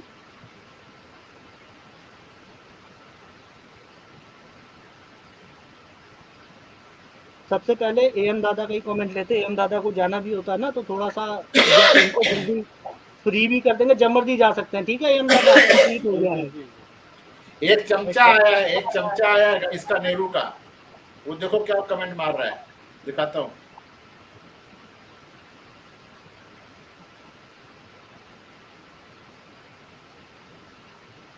पढ़ा?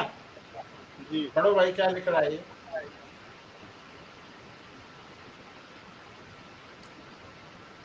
I saw Thomas, अरे ये क्या लिखा है? हाँ दिखाता हूँ, फिर से देखो। पढ़ नहीं पाए। I saw Thomas Sowell's name quote at the beginning of this chapter. Please be aware that his videos show that his knowledge of India, Gandhi, and Hinduism is very limited and one-sided. गधे। बाबा लिब्रांडो सुन। नहीं, मैं थोड़ा सा अच्छी भाषा में बोल देता हूँ। लिब्रांडो सुन, वो सीजन पिन है ना, उसका पिछवाड़ा खोलियो, घुस जाइयो, और फिर अंदर जाके दिमाग से लियो और बोलियो सब में बराबर बराबर बांट दो, जितने भी रिसोर्सेस है, ठीक है? पहले एक जगह लिब्रांडो पना कंप्लीट तो कर लो। दुनिया में एक जगह भी कंप्लीट नहीं कर पाए। जा खोल और पिछवाड़े में भर जा उसके, ठीक है? और उसमें दिमाग दे उसको कि सब में बराबर बराबर बांट दे, फिर बात कर लियो, ठीक है? नहीं, who is he to judge कि थॉमस सॉवेल का वीडियो में ऐसा है वैसा है? That means you know more अब Indira and India, Gandhi and Hinduism.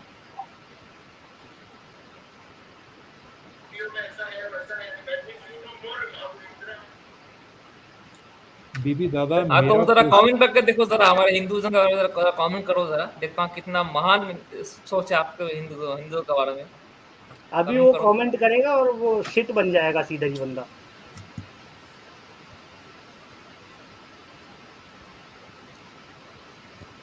ऐसा कौन सा अनोखा ज्ञान पेल देगा ये?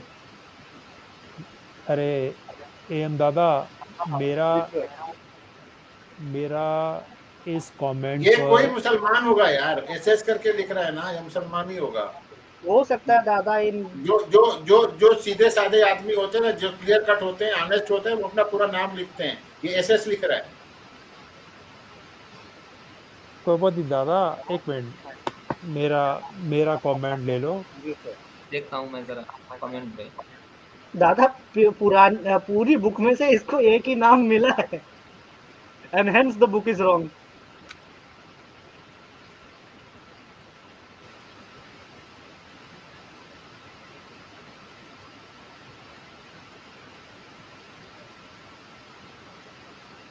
सारी बुक को ये कुरान बाइबल की तरह ट्रीट क्यों करते हैं कि सब नहीं कुछ नहीं, इसमें वो सही ही होगा? एक लैटिन saying है which has been disproved by lawyers. Falsus falsus omnibus. मतलब एक जगह गलती मिला तो पूरा, मतलब जो केस प्रेजेंट किया गया सारा गलत है, दैट इज नॉट एप्लीकेबल ना। नहीं दादा, ये बाइनरी ऐसे ही चलते हैं। एक कोई चीज पकड़ लेंगे बस and hence this is wrong, entire case is wrong. That is not applicable anywhere. तो ये वाला केस जो है, ये बाइबल कुरान वगैरह इन पे क्यों नहीं इम्प्लीमेंट अब करते क्या कि भाई लिख एक रहा चीज रॉन्ग तो सब कुछ रॉन्ग। इसको बाहर बोलो निकलने अंदर आ के जा, यहाँ पे बात करते हैं यार, तू ऐसे करके बात क्यों कर रहा है? है? लिख अंदर दीजिए ना, आना। लिखिए लिखिए। प्लीज अंदर आ जॉइन जाओ अस, बाबा, अंदर आ जाओ। Please join us. Link share करूं? हाँ आ जाओ आ जाओ। हम तो डिस्कशन कर ले तैयार बैठे हैं, हमको कोई गलत प्रूव करे, किस किताब गलत प्रूव करे, हम तो चाहते हैं, आके बताओ भाई तो। आप ज्यादा नॉलेज रखते हो तो हमारा नॉलेज इंप्रूव कर दो, कोई प्रॉब्लम नहीं है।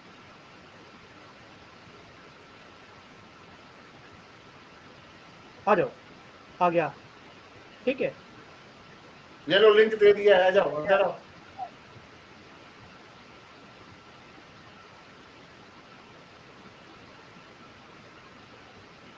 अब क्या बोल रहे हैं देखो। आई फाउंड यू इन लौना सूट चैनल वीबी सिंह एडवोकेट जी। सो तो व्हाट। भाई साहब यहाँ पे आके थोड़ा सा अपने ज्ञान बढ़ा दो ना, लौना सूट चैनल में तो हमारे को देखा था, आप यहाँ पे आके बताओ ना, आप क्या कहना चाहते हो? दादा ये पर्सनल अटैक हो रहा है जैसे कम्युनिस्ट और इस्लामिस्ट करते हैं। लौना सूट चैनल में जाना अच्छा है, गलत गलत है ये तो बोल दे भाई।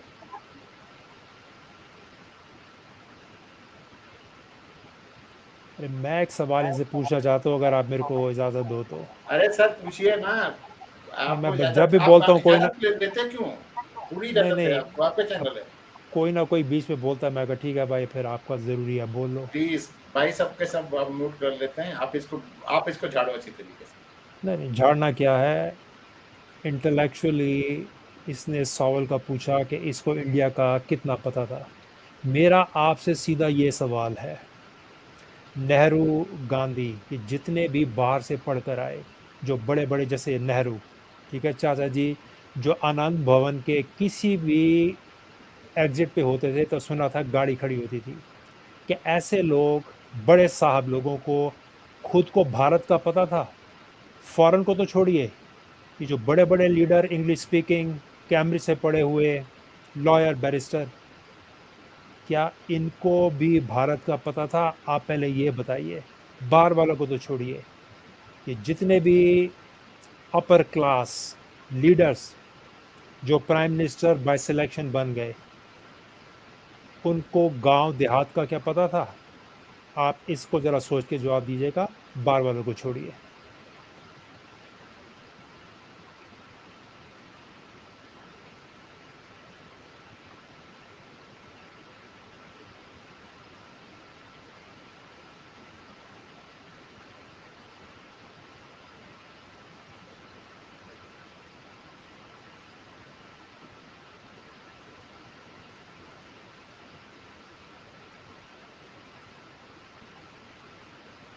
जी दादा, इनको पता होता तो फिर बात ही क्या थी।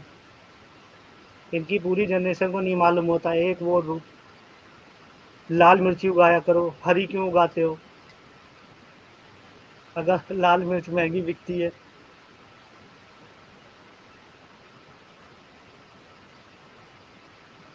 ये तो बता दो, आपका क्वालिफिकेशन कितना, ये तो बता दो, कितने पढ़े लिखे हो?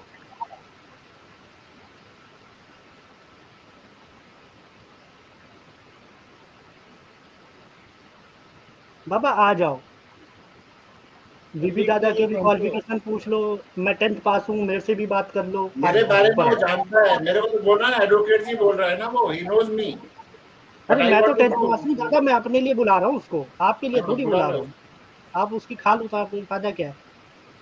मैं 10वीं वाले के लिए बुला रहा हूँ, हम नॉलेज लेंगे ना। देखो दादा, ये जो पढ़ाई लिखाई है ना, अमेरिका में हर आदमी तो नहीं, मेजॉरिटी आदमी कहते हैं कि college degrees are overrated.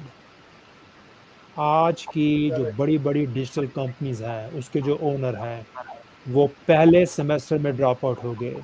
Steve jobs drop हो गया, बिल गेट्स ड्रॉप हो गया, फेसबुक का मालिक जकरबर्ग भी हार्वर्ड के पहले सेमेस्टर साल से ड्रॉप हो गया। अगर इतना पढ़ लिखने के बाद भी, बैरिस्टर बनने के बाद भी, कैम्ब्रिज में इतने साल पढ़ने के बाद भी अगर ये पॉलिसीज हैं, तो ऐसी पढ़ाई लिखाई का क्या फायदा है। मैं कोई तो उस फायदा गांव नहीं। के किसान को, एक मजदूर को ज्यादा पढ़ा लिखा मानूंगा कि जो कम से कम देश की बात करता है। डिग्री लेने में क्या है, कॉलेज चले जाइए, डिग्रीज ले लीजिए। That is acquiring high level of literacy skills to read, write, and speak. That's it. Now, does it qualify that you are educated? No, my friend. Education has entirely different meaning. Getting bunch of degrees is not called education. Lenin was highly called qualified. This Karl Marx. See what they came up with. Socialism. Do you know what gulags are? Russia. These damn commie pigs. They hauled millions of people in the gulags labor camps, and they died. They killed in Siberia. एक famous किताब है sir, Ah, gulag. Alexander Yes. सॉल्जेनित्सिन का, And who are the these गुलाग people? Archipelago. Yeah, highly what you so-called educated people, people who went to colleges, got big degrees. This is what they do. They they erect, they form concentration camp. They build gas chambers, labor camps. This is how the genocide happened by this so elites educated, you so-called educated people. So, Mr. SS, think about what you're saying. If the guy didn't know about India, your own leader that you are kind of so fond of, Cambridge graduate, barrister, was he educated? Dada, the problem is, what are these universities teaching? What is their curriculum? Why it is designed in such a way? Different knowledge in What's the factor. motive behind that? They don't know simple anything. Simple बात बोल रहा हूँ, every knowledgeable man is not wise. Wise in the sense that he is not practical. Dada, wisdom and रट education are करके two different things. रट करके कोई degree हासिल कर लिया तो उसका एप्लीकेशन क्या है सर? नहीं दादा, Dada, education at the end of the day is not wisdom. these Congress leader had an utter contempt and disgust for a poor Hindu person in India. When they got independence, or what they call transfer of power and dominion, when they looked at a poor, half-clothed man, they had a utter contempt and disgust for a Hindu who have been under subjugation for 1,000 years to Abrahamic faith. And when these elites, they formed their government by selection, not election, by selection. They didn't want to feed the poor, they didn't want to clothe the poor, they didn't want to provide water, food, shelter, medical, you name it, they did it. Dada, two aims in 70 years. Two all India medicals in 70 years. This is Bloody what they did. ripped the country into three parts, didn't even inform the poor guy who's sitting in a minding his or her own business that your country is partitioned, either convert or get killed. Now he's talking about, I am not a supporter of Gandhi or Nehru.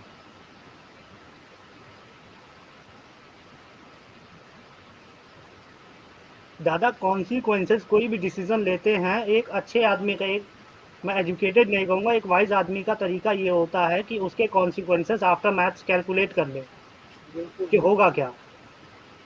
इतना calculate करे बिना कोई decision करना नहीं चाहिए, इतना बड़ा decision जब आप ले रहे हो। Dada, this whole country has been reduced to a one family, one man, one woman property. If they are not in a power, people are on street. They are blocking the streets, and you name it, and they are doing it. चलिए SP साहब को thank you बोल दीजिए। जी दादा, आज दादा थोड़ा सा लेट हो गया जितना मैंने टाइम प्लान किया था। अरे इनको थैंक यू बोल दीजिए। अभी ये क्या बोल रहा है, मैंने उसको पढ़ा, वो जो उसका जो कोट है ना, he is not quoting on India, he is not quoting on Gandhi, he is not quoting on anything। 70 का जो चैप्टर है ना शुरू में, उसको पढ़ो, देखो क्या है। he is quoting a general things, he is not on India at all, but this person is saying ki I was a Thomas Sowell video yesterday and based on that I commented। but Mr. SS जो यहाँ पर जो contest आ रहा है, यहाँ पे coat कर रहा है, is he quoting Thomas Sowell in the context of Nehru, India and Hinduism? इसके बारे में तो नहीं बोल रहा है, वो तो कुछ और ही बोल रहा है। आप किस तरीके से उसको रिलेट कर रहे हो? The whole political vision of the left, including socialism and communism, has failed by virtually every empirical test in countries all around the world। यहाँ पर थॉमस सोवेल कहाँ बोल रहा है कि नेहरू ने ये कर दिया और गांधी ने ये कर दिया, या इंडिया में ये हो गया और हिंदुइज्म में ये हो गया, उसके बारे में बात नहीं कर रहा है। वो तो कम्युनिज्म और सोशलिज्म के बारे में बात कर रहा है। How you are relating to Nehru and Indira and India? आप बताओ ना। आप इतनी बड़ी बड़ी चैट मारे जा रहे हो कि ऐसा है वैसा है, आप अंदर आओ ना, बताओ। नहीं आप ऊपर आ जाइए ना, आपको तो लिंक भेजा गया है। नहीं, उनके इतना गट्स नहीं है कि वो ऊपर आकर के वो करे। वो ये लोग क्या था, चैट याद करने वाले लोग होते हैं। Chat जहाज jihad. 3 घंटे हो गए, बहुत हो गया सब, बंद करते हैं। That is good. हाँ काफी चर्चा हो गया। Chat jihad. हाँ, कुछ भी बोल करके अटेंशन सीख करते रहो। अगर तुम्हारी हिम्मत है तो अपना नाम तो पूरा लिखो मेरे भाई। एसएस लिखने का क्या मतलब, हमें क्या मालूम? हम तो तुम्हारे को मुसलमान भी बोलेंगे, क्रिश्चियन भी बोलेंगे, कम्युनिस्ट भी बोलेंगे, कुछ भी बोलेंगे। तुम हो कौन? अरे वो जर्मनी में पार्टी थी ना हिटलर की, एसएस पार्टी थी ना, कैसे ही, हाँ उसी का मेंबर है। पता नहीं लड़की है लड़का है हिजड़ा है, पता नहीं कौन है, समझ में नहीं आ रहा क्या है। ऐसे दादा वो तो छोड़ो दादा, छोड़ो दादा, वो तो कोट ही ब्लर करने में लगा, लड़की लड़का क्या होता है। छोड़ो दादा, छोड़ो। हमने अपना ज्यादा, हमने you have put the facts and figures सबके सामने यार। ये भाई साहब किताब को सोच रहे, हमारी खुद की राय है। Now we are winding up the stream. Tomorrow we will carry on further। आगे देखेंगे हम इस बारे में क्या हो रहा है क्या नहीं हो रहा है। तो इस वीडियो को अगर आपको अच्छा लगता है तो देखिए और लाइक करिए, सब्सक्राइब करिए चैनल को, लोगों के पास, क्या दोस्तों के पास में शेयर करिए। कल मिलते हैं। वंदे मातरम, जय भारत, जय माता दी की, जय माता दी बोलकर। वंदे मातरम, जय हिंद जी। जय माता दी, जय हिंद, जय भारत, जय माता भारत माता की जय। भारत माता की जय।